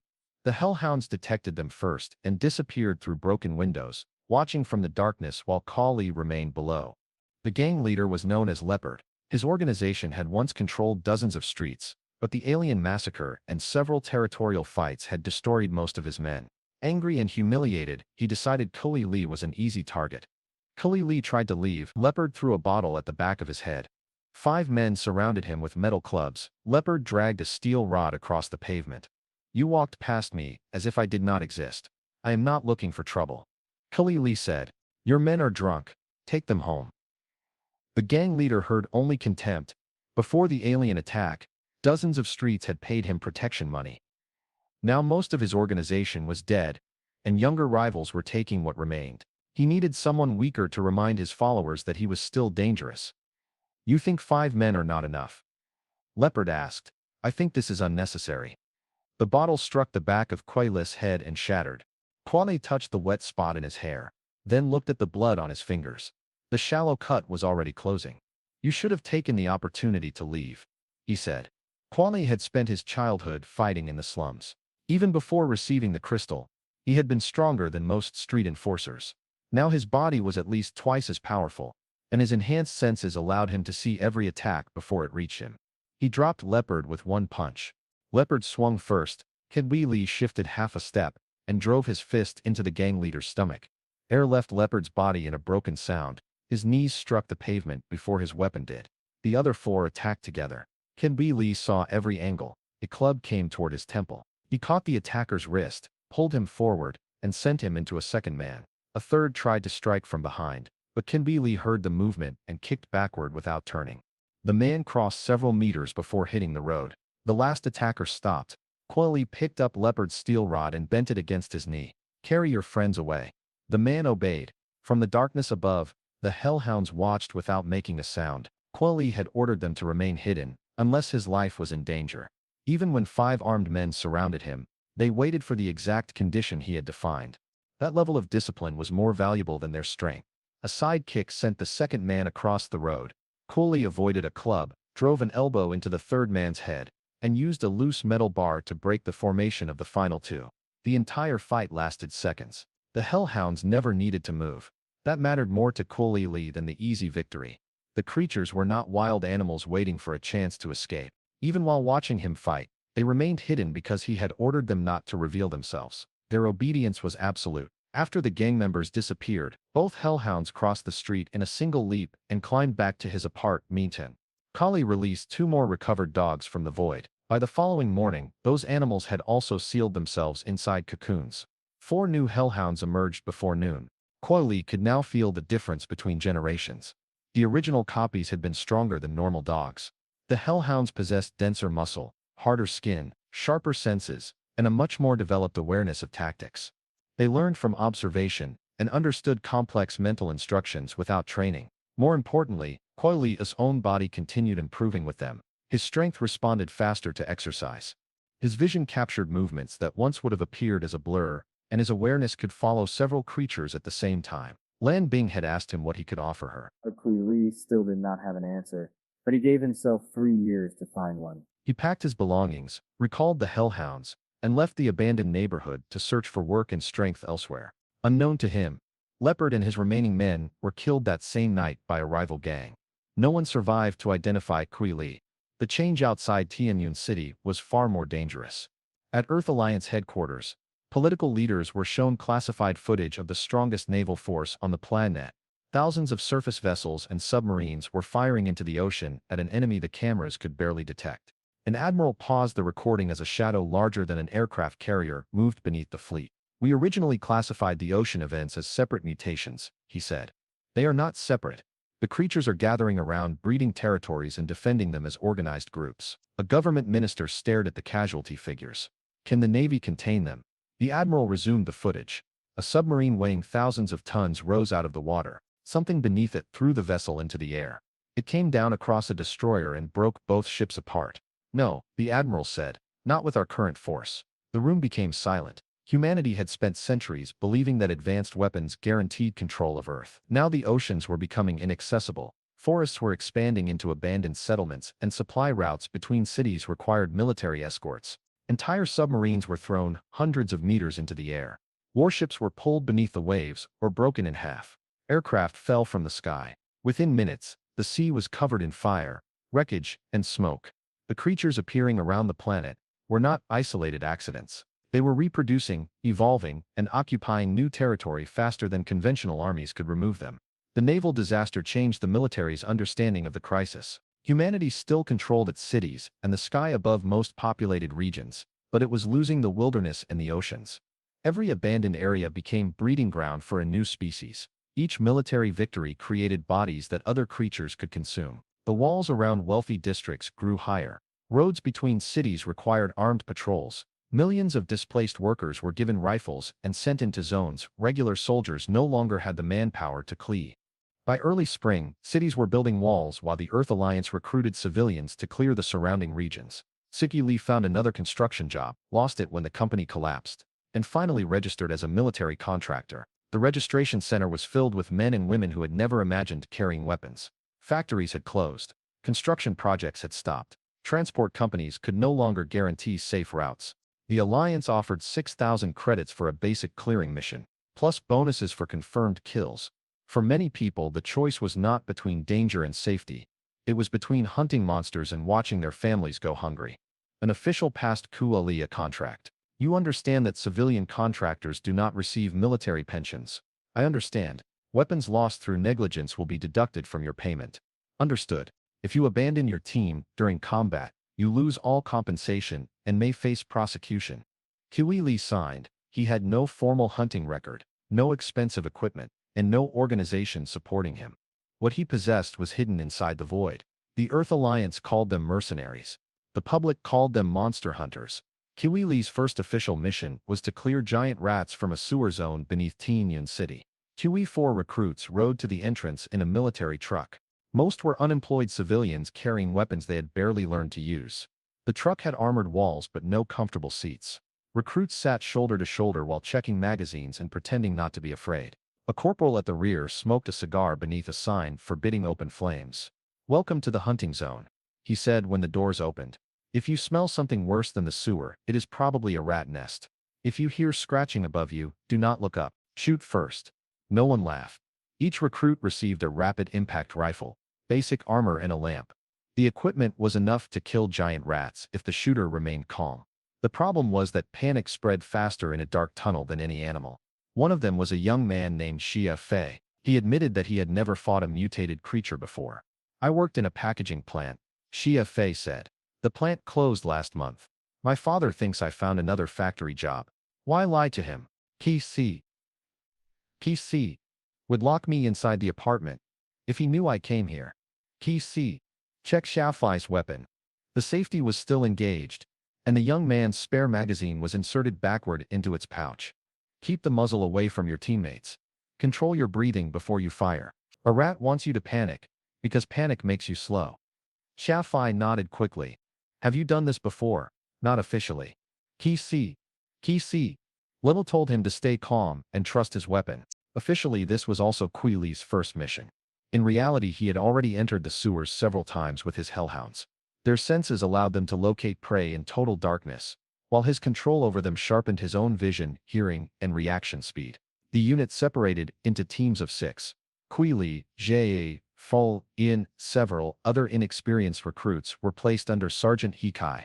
The sergeant warned them that giant rats could strip a human body in minutes.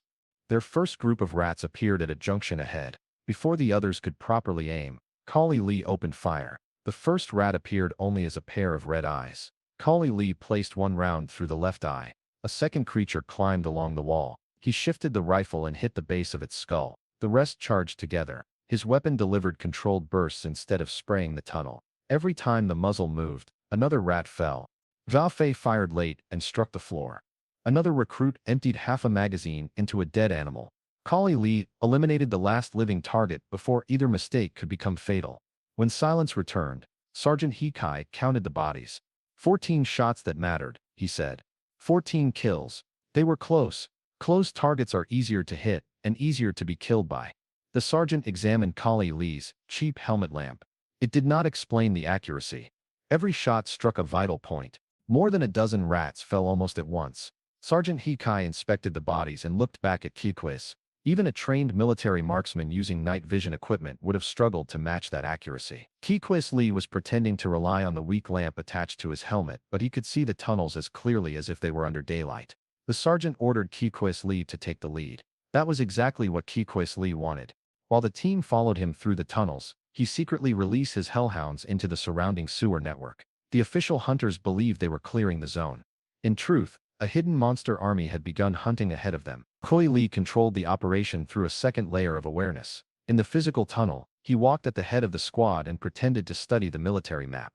Inside his mind, 10 separate streams of instinct moved through side passages around him. The Hellhounds did not think in words. Cui Li felt scent, movement, hunger, threat, and distance. When one found a rat colony, the entire pack adjusted without waiting for another command. 2 cut off the escape route. Others attacked the largest targets first. The final animals guarded nearby intersections so no rat could reach the human squad.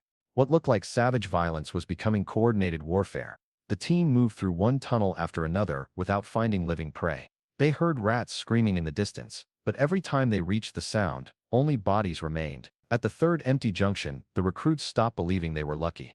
Something is following our route, Xia Fei whispered. Not following, Sergeant Hikai said. Moving ahead of us. He studied the tactical display. Other teams were finding ordinary resistance, but every tunnel near Cui Li squad had already been cleared. The unknown predator understood the military search pattern and remained one step beyond their lights. Hikai changed direction without announcing it on the shared network. Cui Li felt the decision and redirected the Hellhounds before the squad reached the next passage. The sergeant changed direction again. Cui Li adjusted again. Hikai looked at his back. You seem very confident about these tunnels. All tunnels look the same to me. Then why did you turn before I gave the order? Cui Li pointed toward a damaged maintenance sign. Because this passage leads into a dead zone. The explanation was plausible. It was also a warning that the sergeant was paying closer attention than the others. Some had been killed with a single bite. Others had skulls crushed by one blow. Sergeant Hikai ordered the recruits into a defensive formation. Whatever was killing the rats had to be at least an F-rank creature. He placed 2 shooters at each approach and ordered the rest to kneel behind the maintenance supports. Xia Fei's rifle shook against his shoulder. If it comes around the corner, aim for the head, Hikai said. Do not fire across the formation. Do not chase it if it retreats. The wounded rat appeared alone, dragging one leg. Several recruits almost fired. The sergeant raised a fist and stopped them. A black shape seized the rat and vanished so quickly that the helmet cameras recorded only a blur. That thing could have attacked us. Shaffol said. It chose not to. Shaffol said. Hikai turned toward him. How do you know it was a choice? Shaffol said. The screaming in the distance stopped. Shaffol said. Shaffol said. Nothing. Nisidetsker putting the soldiers away from the rats while his 10 hellhounds cleared the zone. The tactical map on his wrist computer showed the positions of every official team, allowing his creatures to hunt without being seen. Then hundreds of rats began screaming near the boundary of the assigned sector. The CFA tightened his grip on his rifle. The sound was so loud that he assumed an entire colony was charging toward them. The squad prepared at a junction and called for support. The screams became weaker. One wounded rat appeared around the corner. Before it could enter the tunnel, something seized it from behind and dragged it back into the darkness. The recruits were terrified. Cui Li was annoyed.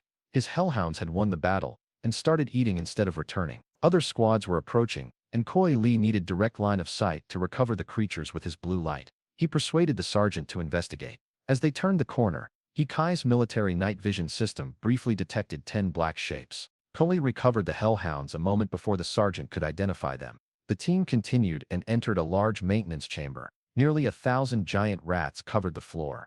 The chamber looked less like a battlefield than a feeding ground. Rat bodies formed layers around the breeding female. Its abdomen had been opened, and the richest organs were missing. Claw marks covered the concrete walls where members of the colony had tried to escape. GFA removed his helmet and vomited. 2 other recruits followed him. Even Sergeant Hikai turned his face away from the breeding female. What could do this? Someone asked. Something we do not want to meet, Hikai answered. GFA could still taste the pack's satisfaction through the mental link. To the hellhounds, the chamber was not horrifying. It was a successful hunt and a full meal. That difference reminded him that obedience did not make them human. At the center lay an enormous breeding female surrounded by the remains of its colony. The unknown predators had not merely killed the rats, they had eaten the softest organs and almost everything inside the giant female's abdomen. Most of the new recruits immediately became sick. The Earth Alliance had launched 15 major operations against rat colonies and eliminated only 3 breeding females. These creatures usually escaped with hundreds of guards the moment troops entered the sewers. Now one had been destroyed without a single official hunter dying. The military treated the mission as an extraordinary success. Every contractor received additional pay. Sergeant Hikai earned a major commendation, while Cui Li and the other members of the squad each received 200,000 credits. The original contract promised 6,000. Destroying the breeding female added 2,000 to the official mission payment, and the exceptional result triggered a separate 200,000 credit reward for Cui Li. Team, Shiafei stared at the balance on his payment card. My father has never earned this much in a year. Do not spend it as if every mission ends this way. Cui Li warned. You think the next one will be worse. Cui Li remembered the silent shapes moving through the sewer around them. The next one will be different. The recruits celebrated because they believed they had survived through impossible luck. Xia praised Cui Li's shooting and asked whether they could join the same team again. Sergeant Hikai was less certain. He knew something intelligent had manipulated the rat colony, But every official scan showed an empty tunnel. Before leaving the sewer, research teams collected tissue, measured bite marks, and mapped every body. The wounds did not match any registered military beast. 10 slightly different jaw patterns appeared repeatedly, suggesting a coordinated pack rather than one predator. The unknown creatures killed the breeding female first, a researcher said. Then they sealed the exits and worked inward. That is not normal feeding behavior. Could they be another alien weapon? Hikai asked. If they were, why protect a human squad? The question followed the sergeant all the way back to the city. Cui Li sat across from him in the transport and kept his expression neutral. Inside the void, the Hellhounds slept after the largest meal of their lives. Cui Li returned home before military researchers could question the team twice. Researchers searched the entire sewer sector for the unknown predators responsible. Thermal drones entered side passages too small for armored troops. Chemical sensors sampled blood, saliva, hair, and waste. Soldiers closed every known exit. The search lasted 48 hours. The only useful evidence was a set of claw marks ending in the middle of an empty tunnel. To the researchers, it looked as though the pack had vanished into solid air. That was almost exactly what had happened. They found nothing. Cui Li returned to his assigned room, with 10 well-fed hellhounds hidden inside the void, and more money in his account than he had ever possessed. It was still nowhere near enough to buy another Central District access card. Then Jaffe called and told him to check the military network. The Earth Alliance was mobilizing forces from Mars, Venus, the Moon, and orbital habitats for a global counterattack. More importantly, it had created a formal monster hunter system. Creatures were now ranked from G to S. The classification was not based only on size. Military analysts measured armor speed, reproduction, intelligence, specialized abilities, and the amount of force required to eliminate a target. A trained civilian with a rifle could kill one, but a pack could still destroy an unprotected settlement. F-rank creatures required organized hunters or professional soldiers. Many giant rats belonged to this category. Individually, they were manageable. In colonies, they could overwhelm an entire district. E-rank monsters could resist light military weapons and fight soldiers wearing powered armor. D-rank threats required armored vehicles or aircraft. C-rank creatures possessed intelligence and abilities that could defeat conventional tactics. Above that point, the descriptions became warnings rather than instructions. G-rank beasts were comparable to Earth's old predators but reproduced far more quickly. F-rank creatures could threaten an armed soldier. E-rank creatures could fight powered armor. D-rank threats required armored vehicles and combat aircraft. C-rank creatures possessed intelligence and dangerous specialized abilities. B-rank monsters could lead attacks against cities. A-rank monsters had already been connected to the destruction of several major population centers.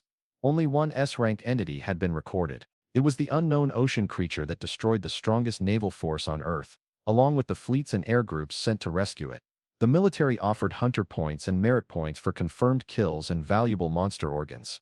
Hunters could exchange those rewards for weapons, supplies, intelligence, legal status, and access to protected cities. The hunter ranks began at F and rose through E, D, C, B, A, and S. An F-rank hunter received the right to purchase basic military ammunition and accept public clearing missions. E-rank hunters gained larger discounts and access to restricted equipment. D-rank hunters could register immediate family members as protected residents of the inner district. C-rank was the dividing line. A certified bronze hunter could enter any central district, register as many as 10 close relatives or partners as first T-class citizens, obtain military intelligence at no cost, buy most supplies at half price, and receive the salary and protection of a field-grade officer without compulsory service. If a bronze hunter voluntarily joined the military, the Alliance would provide advanced weapons, training, and biological enhancement resources. B-rank silver hunters were described as elite assets of humanity. A-rank gold hunters could travel freely between protected cities, orbital stations, the Moon, Mars, and Venus. The page for S-rank hunters contained only one sentence: privileges classified. Cui Li read the bronze requirements again and again. The system was designed to make civilians compete for privileges the government could no longer provide to everyone. A hunter who wanted better weapons needed hunter points. A hunter who wanted safety needed merit. A hunter who wanted to move family members behind protected walls needed both. It was dangerous, but unlike birth or family status, it was a path Cui Li could climb with his own hands. The lower ranks received equipment discounts. D-rank hunters could move their families into the inner district. A C-rank bronze hunter could enter any central district, register family members as first-class citizens, receive military protection, and obtain the privileges of a field-grade officer. Higher ranks could move between cities, planets, and orbital stations. The privileges of an S-rank hunter were marked only as classified. Cui Li stopped reading at C rank. 100,000 merit points would open the gates that bloodline and wealth had kept closed to him. 5 million would mark the upper edge of bronze rank, but he did not need to reach that number before entering the Central District. For most hunters, 100,000 merit was a lifetime goal. For a man controlling monsters that could hunt without sleep, it was a path. Wait for me, Cui Li said, looking at Lan Bing's image on the network. When I see you again, no one will be able to say we belong to different worlds. He did not understand that Lan Bing's rejection was becoming fuel for an ambition much larger than winning her back. That was his path into the Central District. He no longer needed billions of credits or another access card. He needed merit, confirmed kills, and enough strength to survive the hunting zones. For the first time, the world outside the walls did not look like a disaster. It looked like an opportunity. Cui Li purchased a military wrist computer, upgraded his basic equipment, and searched for Lan Bing online. He discovered that she had already appeared in a successful television series produced by a company connected to the Habelanov family. Cui Li assumed her dream was coming true. He did not know what compromises she had made to remain in that world, and he did not notice the name of the company beneath her photograph. He promised himself that he would meet her again after becoming a bronze hunter. The following morning, he entered the wilderness outside Tianyun city alone. His first target was a slow, armored creature known as a crawler. Killing one consumed far more ammunition than the reward was worth. As Cui Li struggled to remove the valuable plate from its forehead, 7 more crawlers emerged from a factory. The single crawler had taken almost an entire magazine. Its body was low to the ground, protected by overlapping plates, and nearly impossible to stop from the front. Cui Li finally shot through a joint and used his blade to finish it. Removing the forehead plate was worse than killing the creature. His cheap knife bent against the shell, and every minute spent beside the body increased the chance that another predator would smell the blood. When 7 shapes emerged from the abandoned factory, Cui Li abandoned the plate and ran. He reached a ridge, looked back, and saw more crawlers joining the first group. There were not 7. There were dozens. That was the reality of hunting alone. A profitable target could become a death trap before the hunter completed the harvest. Then he heard dozens behind them. Cui Li ran until the pack lost him. Once he reached high ground, he disabled the recording function on his wrist computer and released the Hellhounds. 9 spread out to search for isolated prey, while 1 remained beside him. They soon found something far more valuable than a crawler. The Razorback beast stood in a small forest. 4 pointed legs supported an upright body covered in black armor. Spikes extended from its back, and almost every surface was as hard as military alloy. It moved slowly between the trees, driving its pointed legs into the soil with each step. Its upper body resembled a spider forced upright, but the shell was layered like sharp black stone. There were no exposed joints large enough for an easy shot. Cui Li opened the free military database. Razorback beast. E rank, low movement speed, no confirmed structural weakness. External armor equal to industrial alloy. Valuable blue organ located inside the torso. Purchase price, 120 hunter points. Confirmed kill reward, 100 merit points. The database contained a warning that the information was incomplete. No confirmed weakness, Cui Li said. That means everyone who found one was too busy surviving to study it. It was an E-rank monster. Its internal blue organ alone was worth 120 hunter points. For a normal hunter, that reward did not justify challenging it alone. Its armor could ignore ordinary rifles, and the free military database contained almost no information about its hidden abilities. Cui Li, however, had 10 attackers he could deploy from every direction and recover the instant they were injured. At least, that was what he believed before the first spike flew. Cui Li called the Hellhounds together. This would be his first real hunt. The reward was valuable, but Cui Li could not claim the official kill without exposing the Hellhounds. The blue organ inside the beast, however, could be sold without explaining how the creature had died. He sent all 10 Hellhounds into the forest. The pack approached from a complete circle. 2 remained at a distance to observe while 8 attacked the legs and lower body.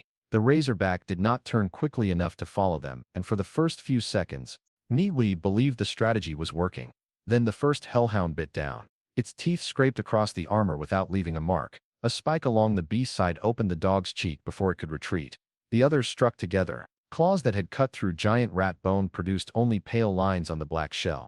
Eyes, mouth, joints, Cui Li ordered. Find something soft. There were no visible eyes. Their claws and teeth had torn through giant rats. But the Razorback's armor was on another level. Every bite slid across the black shell. The spikes covering its body injured the attackers even when it remained still. Cui Li fired whenever its mouth opened, but the shots caused only minor damage. Then the Razorback lowered its head. The movement was small, but Cui Li felt danger through every Hellhound at once. Move! The warning came too late. A spike launched from its back and passed through a Hellhound's chest. The projectile moved faster than QLS rifle rounds. It struck number 4, continued through a tree and buried itself in a second trunk. QLS extended his hand. Blue light covered the dying creature, but the connection would not open. The body had already begun losing its structure. Number 4 collapsed into clear liquid. That had never happened when the pack fought the rats. Death inside the evolved bloodline was different. The body returned to raw material before Cui Li could store it. Cui Li tried to recover the wounded creature. The blue light failed, and the Hellhound dissolved into transparent liquid. The Razorback fired again. Its spikes regenerated almost immediately. 2 more Hellhounds died before Cui Li understood the attack. The creature needed to face its target and maintain visual contact. He ordered the pack to spread out and strike from the sides. The beast could not fire accurately, behind itself. Cui Li divided the survivors into rotating pairs. One pair attacked the head. When the Razorback turned, another pair struck from the rear. The strategy forced it to waste spikes and slowed the regeneration of its ammunition. Cui Li fired into its mouth whenever it opened, but the angle was too narrow. Rounds broke against inner plates or disappeared into tissue too shallow to matter. Fin de hell. Hounds grew more aggressive as their numbers fell. Rage moved through the connection. Hot and simple. Cui Li had to suppress the instinct to rush forward with them. They were his weapons, but their emotions were also entering him. The tactic reduced their losses, but they still could not penetrate the armor. Without warning, every spike on the Razorback's back fired at once. One Hellhound died instantly. Another was caught, lifted from the ground and crushed between the creature's jaws. Trees broke under the barrage. The ground around Cui Li erupted, and one spike passed close enough to cut his armor. He rolled behind a boulder while the Hellhounds scattered. The Razorback had concealed its strongest attack until the pack committed to close range. When Cui Li looked again, only 5 mental connections remained. One was fading. Cui Li considered retreating. Half his pack was gone, and the Razorback had suffered almost no damage. Then one of the remaining Hellhounds attacked directly. It sacrificed a front leg to reach the beast's head and tried to tear open its mouth. The Razorback killed it, but the attempt showed Cui Li the only possible path to victory. The dog planted its claws between 2 plates and allowed a spike to tear through its leg. Instead of retreating, it pulled itself onto the Razorback's neck and forced its jaws between the creature's teeth. For 1 second, the mouth remained open. Cui Li fired repeatedly.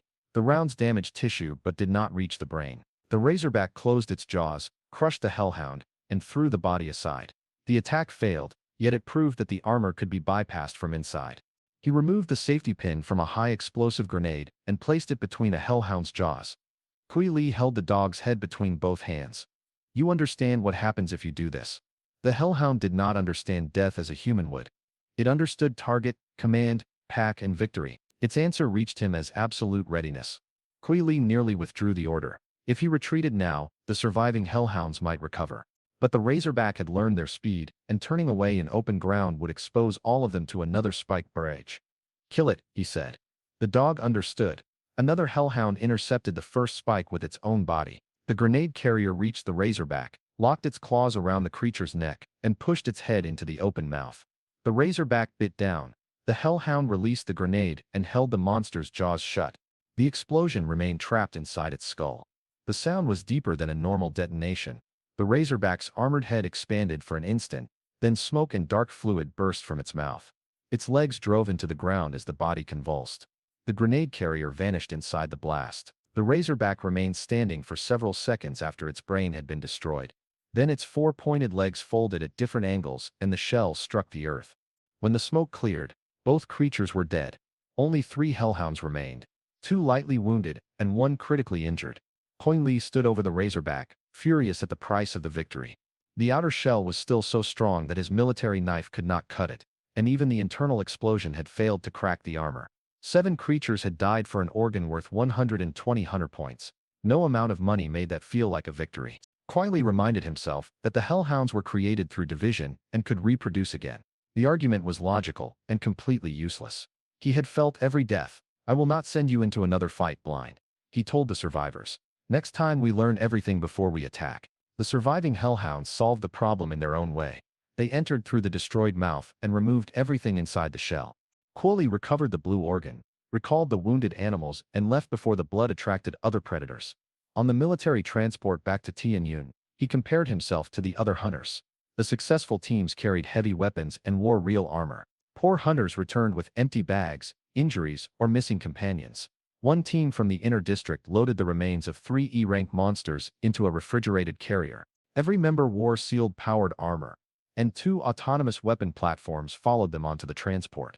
Across the yard, an 18-year-old boy sat with a bandage around his shoulder and cried into both hands. The middle-aged hunter beside him tried to explain that their dead teammates had known the risk. The boy was not listening. Most slum hunters carried rifles like Cui Li.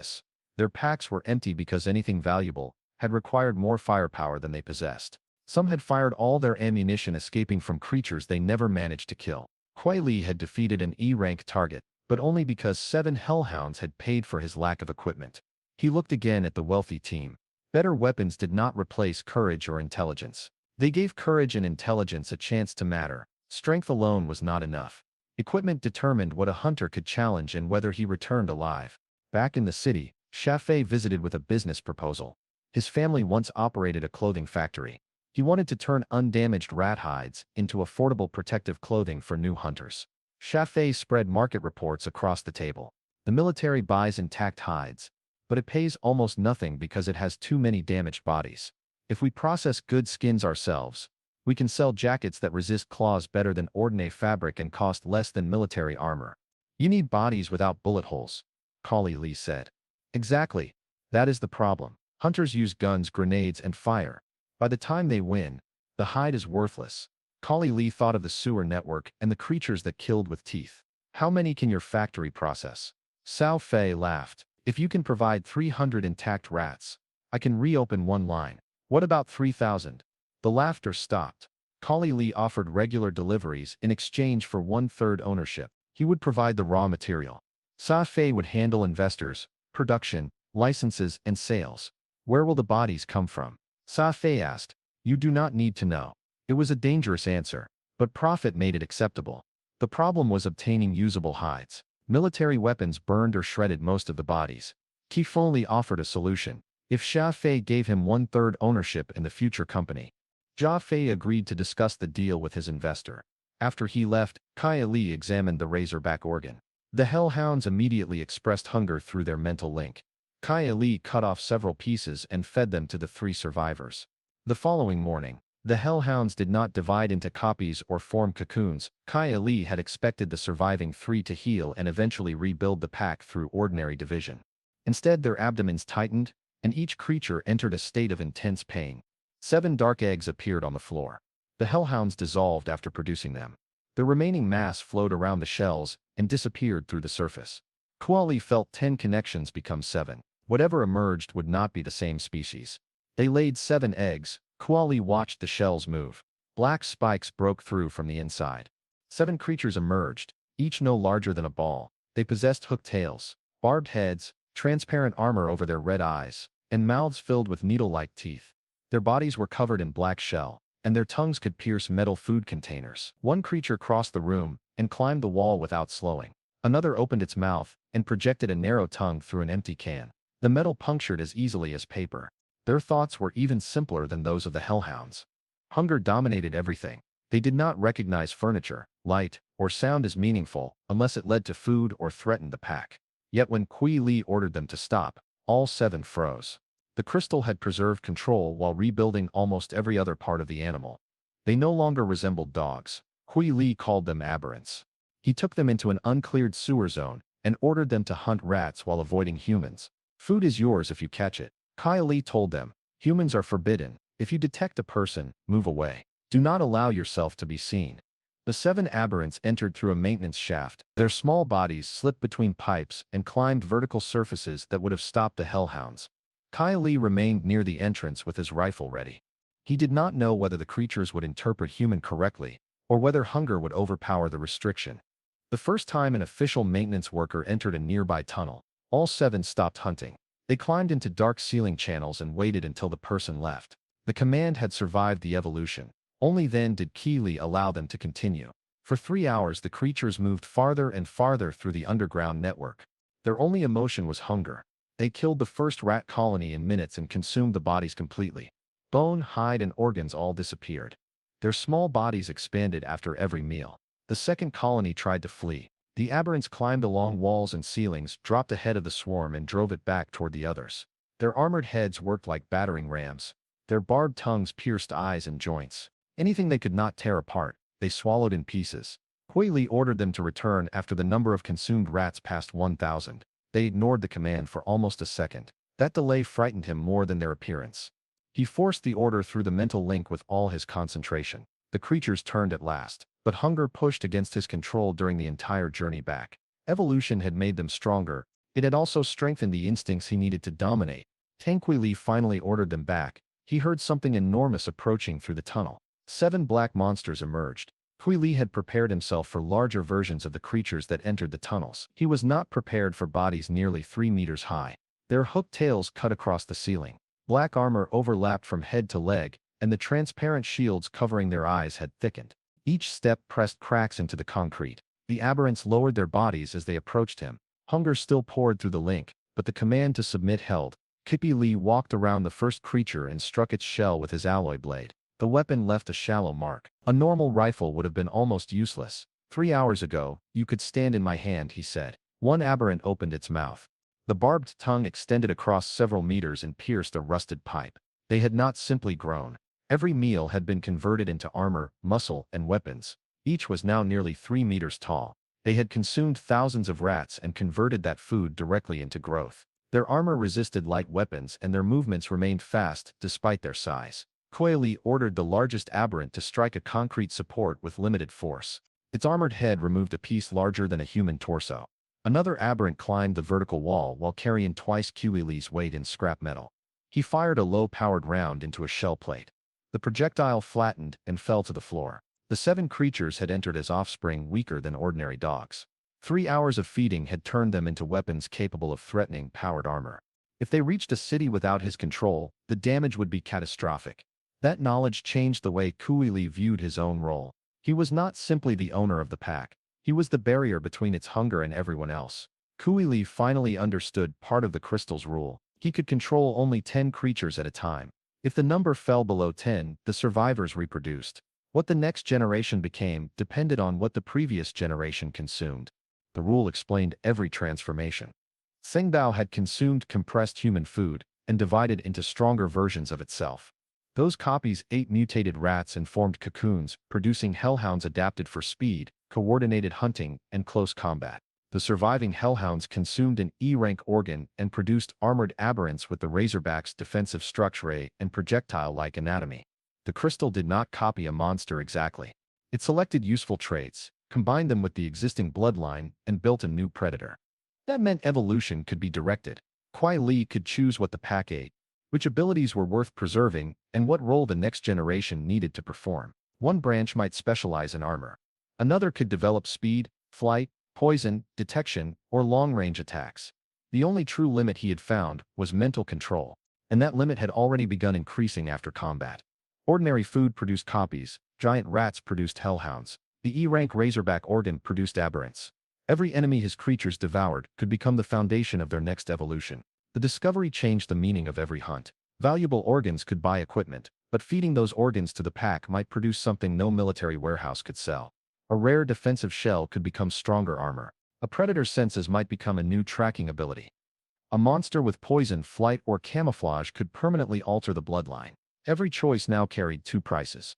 Selling a rare organ gave Cui Li hunter points, better equipment, and a legal hunting record. Feeding it to the aberrants could create an ability worth far more but impossible to explain. He needed income to operate in human society and evolution to survive outside it. The safest strategy was to hunt enough monsters for both. Cui Li no longer saw the 7 aberrants as replacements for the hellhounds he had lost. They were the beginning of an evolution tree with no known end. Cui Li released the aberrants into the wilderness with orders to hunt, grow, and avoid humans. Then he spent almost all his money on a high-penetration laser rifle and an advanced alloy blade. The laser rifle cost enough to erase most of his sewer reward. It fired fewer shots than the impact weapon, but each beam could penetrate armor that ordinary rounds only scratched. The alloy blade was designed for harvesting monster organs and cutting through reinforced joints. For the first time, Cui Li could participate in a hunt, instead of depending entirely on sacrifices from the pack. He also purchased medical supplies, tracking beacons, spare power cells, and sealed storage containers. The expenses hurt, but the Razorback had taught him that cheap preparation created expensive casualties. The leather business also received its first shipment. 3 Hellhounds entered a sewer sector that had not been cleared for 10 days. Camouflage ordered them to kill rats without damaging the hides, collect the bodies near an unused exit, and avoid every human signal. He expected the mission to take most of the night. The first mental image arrived within minutes. A rat fell with its neck broken. Then another. The Hellhounds moved from colony to colony, leaving intact bodies in organized piles instead of eating them. By dawn, the hunting area was silent. Cui Li sent 3 Hellhounds into an abandoned sewer sector and told them to bring the bodies outside. He expected 400 or 500 rats. They delivered more than 3,000. CFE arrived with 2 factory workers and several rented transports. The first man stepped out, saw the bodies filling the drainage yard, and climbed back into the vehicle. "You said a shipment," Shafei said. "This is a shipment. This is an extermination campaign. Where did you get them?" Cui Li pointed toward the sewer entrance. "The rats were there. Now they are here." Shafei walked between the piles. Most bodies had one fatal wound at the throat or spine. The hides were nearly perfect. "If we can process all of these, the factory will not merely reopen. We will need another production line. Then find one. And the next delivery. 3 days. Shafei looked at Cui Li as if seeing him for the first time. "What kind of military contacts do you have?" "The kind that do not like questions." That answer became the official explanation. Shafei told investors that a military clearing unit was supplying the bodies through Cui Li. No one wanted to investigate a profitable arrangement too closely. Shafei and the workers arriving with transport vehicles stood in front of the mountain of bodies without speaking. Cui Li allowed them to believe military contacts had helped him. The explanation gave him another idea. The Earth Alliance already used bioengineered armored beasts. If Cui Li could make the aberrants resemble official military creatures, he might use them in public without exposing the void. He went to visit Wang Fudian and asked for industrial paint. Wang greeted him with a cigarette and a laugh. "You disappeared after saving my family. Now you return because you need paint. A large amount." "How large?" "Enough for 7 armored beasts." Wang stopped laughing. The grocery store was no longer an ordinary neighborhood business. Armed guards watched the entrance. Reinforced shutters covered the walls, and several military transports waited behind the building. Wang led Cui Li through a storage room, moved a hidden shelf, and opened an elevator descending beneath the street. The underground warehouse contained more weapons than some police stations. Rapid impact rifles filled one rack. Heavy machine guns, powered armor components, ammunition crates, and armored vehicle parts occupied the next chamber. "How did a grocery owner get all this?" Cui Li asked. Wang lit another cigarette. "I told you I served in the military. One of my brothers stayed in."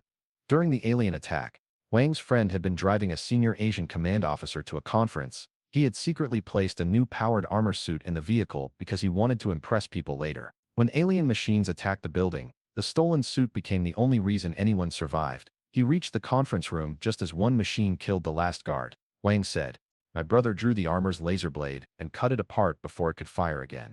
"That sounds too convenient." "It gets better. The officer he saved now controls emergency logistics for this region. My brother became his personal guard, and I became a civilian warehouse manager." Wang spread his arms toward the equipment. "Saving the right person is better than winning the lottery." Cui Li accepted the cigarette Wang offered and placed the rest of the expensive pack in his own pocket. "You saved me too," Wang said. "Choose something." The former store owner had transformed his small business after the rat attack. Through an old military friend, he now managed a protected underground warehouse filled with rifles, heavy weapons, powered armor, and armored vehicles. His friend had saved several senior commanders during the alien assault and gained control over military logistics in Tianyun. Wang had not forgotten the stranger who ran back into a swarm to save him. He led Cui Li through a concealed door beneath the market and showed him rows of equipment that ordinary contractors called never legally purchase. The arrangement gave Wang access to surplus military stock while placing armed guards around his family and business. To Cui Li, the warehouse represented something just as valuable as money, a reliable supply line. His army could evolve, but he still needed armor, weapons, ammunition, transport, and a way to sell the materials it collected. Wang offered Cui Li any personal item he wanted as thanks for saving his family. Cui Li examined powered armor, rifles, and military blades. Taking a vehicle or a heavy weapon would create registration problems, but a sealed light combat suit could be recorded as damage surplus. The suit strengthened movement, protected against claws and light gunfire, and included environmental seals, useful in sewers and toxic hunting zones. This one. This one. Cui Li said. Wang nodded. Done. I will also give you the paint, a transport vehicle, and ammunition at my purchase price. That is too much. My son still has a father because you turned around when everyone else kept running. It is not too much. Cui Li did not argue again. The warehouse solved a problem he had barely begun to recognize. A monster army could kill and collect material, but converting those victories into human power required businesses, licenses, weapons, transport, and people he trusted. Xiafei gave him industry. Wang Fuqian gave him logistics. The Void gave him force. Cui Li selected a sealed suit of light combat armor. Wang also gave him a vehicle full of spray paint and invited him to move into a safer room above the warehouse. Cui Li declined. His current home was temporary. His goal was much larger than a comfortable room. That night he put on the armor, carried his new rifle and blade, and traveled to an abandoned village outside the city. The 7 aberrants had established the ruins as their territory. The village had been evacuated after repeated monster attacks. Doors hung open, crops had grown wild, and claw marks covered several homes. The aberrants occupied the central square but left human belongings untouched because Cui Li had not defined them as food. Around the edge of the territory, monster bones formed warning piles. The pack had learned to mark boundaries without being taught. Cui Li inspected the remains. Some belonged to giant rats. Others came from creatures he had never seen. The aberrants had already tested themselves against several species while he was inside the city. Each victory made them more experienced even when it did not trigger a visible evolution. Cui Li planned to paint them in the colors and markings of military armored beasts. The first attempt looked terrible. Cui Li cleaned part of the first aberrant's shell and sprayed military green across the black armor. The paint ran between plates and formed uneven patches. A white identification stripe became crooked. The Earth Alliance emblem he tried to copy looked more like a damaged planet. He stepped back. You look less like a military beast and more like stolen equipment. The aberrant remained still. The other 6 watched from a safe distance. Cui Li approached the second creature with another can. All 6 moved backward at the same time. You fight E-rank monsters but paint frightens you. Their shared refusal was the most personality they had shown since birth. As Cui Li approached the next creature with another can, all 6 remaining aberrants stepped backward together. Then one walked around the painted creature and changed color. The transformation began at its head. Black shell became green. The crooked white stripe spread across its armor. Even the badly drawn emblem appeared in exactly the same place. Cui Li touched the surface. The new pattern was not paint. The shell itself had altered color and texture. He wiped one section with solvent. Nothing changed. You copied it. The ability had probably developed while the aberrants hunted in the wilderness. A creature large enough to dominate prey still benefited from hiding before the first strike. Its black shell copied every ugly patch of paint perfectly. Cui Li dropped the can. The aberrant had developed camouflage while hunting in the wilderness. Its shell did not merely shift between a few natural colors. It studied the pattern on the screen and reproduced complex markings across its body. At a distance, an observer could easily mistake it for a military-designed beast. Cui Li displayed several images on his wrist computer. The aberrant copied a concrete wall, then tree bark, then the blue and gray pattern of an official armored beast. Complex symbols appeared with perfect edges. When it stood against the ruined village wall, parts of its body nearly vanished. Camouflage solved more than the problem of military markings. It could hide the pack during ambushes, conceal injuries, and allow the creatures to approach targets without exposing her natural black armor. But only one aberrant had the mutation. That ability solved Cui Li's greatest problem. He could allow the aberrants to fight beside him in recorded hunts, claim they were licensed bioengineered animals, and collect official merit without revealing the void or the crystal. He displayed a 3-dimensional image of an official Earth Alliance armored beast on his wrist computer. The aberrant studied the image and changed again. Military colors spread across its shell. Even the Earth Alliance symbol appeared on its chest and forehead. Cui Li ordered the other 6 to do the same. Nothing happened. Only one possessed the new ability. The others surrounded it. Their barbed tongues shot forward, pierced its body, and transferred an unknown substance between them. Seconds later, all 6 began convulsing. Cui Li ordered them to stop. They did not obey. For the first time, the behavior was not an individual hunting instinct. It was a biological process controlled by the entire pack. The camouflaged aberrant stood calmly while the other 6 inserted their tongues beneath its armor. Something pulsed along the barbs and entered their bodies. The connection filled with pain, urgency, and a single purpose: preserve the useful trait. Cui Li realized they were not attacking the mutated creature. They were copying it. Each expelled a swollen organic sac and then dissolved into transparent liquid. The 6 sacs expanded across the ground. Their surfaces became hard, then split along the center. Smaller aberrants crawled out with incomplete armor and weak limbs. The newborns immediately drank the transparent liquid left by their old bodies. Then they consumed the empty sacs. Every mouthful restored mass. Armor thickened, legs extended, tails hardened. Within minutes, all 6 returned to their previous size. Its shell changed perfectly. He tested the second, then the third. Everyone possessed the mutation. The sacs opened. 6 new aberrants crawled out. They consumed the liquid in their discarded shells, growing from 1.5 meters to 3 meters in moments. Cui Li felt the camouflage ability inside every one of them. They had copied the mutation through death and rebirth. The process revealed an ability more important than camouflage itself. A useful change discovered by one member could spread across the entire controlled population. The pack did not need generations of random reproduction. It could recognize an advantage, share the biological information, and rebuild every body around it. Future traits would accumulate: armor from the Razorback, speed and coordination from the Rats and Hellhounds, camouflage from an unknown wilderness mutation. The next prey could add poison, flight heat resistance, regeneration, or ranged weapons. Cui Li had believed he was raising monsters. In reality, he was designing a species. His monsters were not simply reproducing. They could identify a useful evolution, share it across the entire pack, destroy their old bodies, and return with the new ability permanently integrated. All 7 aberrants turned toward Cui Li. Their armored forms now carried perfect military colors. He gave them a sequence of commands to test whether rebirth had altered their memories. Formation. The 7 spread into a defensive circle. Concealment. Their colors shifted toward the buildings around them. Protect. 3 moved in front of Cui Li while the others covered the flanks and rear. Everything they had learned remained intact. Rebirth had changed their bodies without resetting experience or loyalty. Cui Li displayed the image of an Earth Alliance armored beast one final time.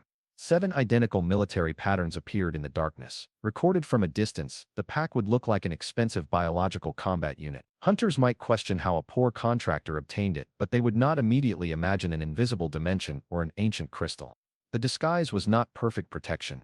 Military specialists could eventually discover the deception. It was enough to let Cui Li earn public merit while he prepared a stronger identity.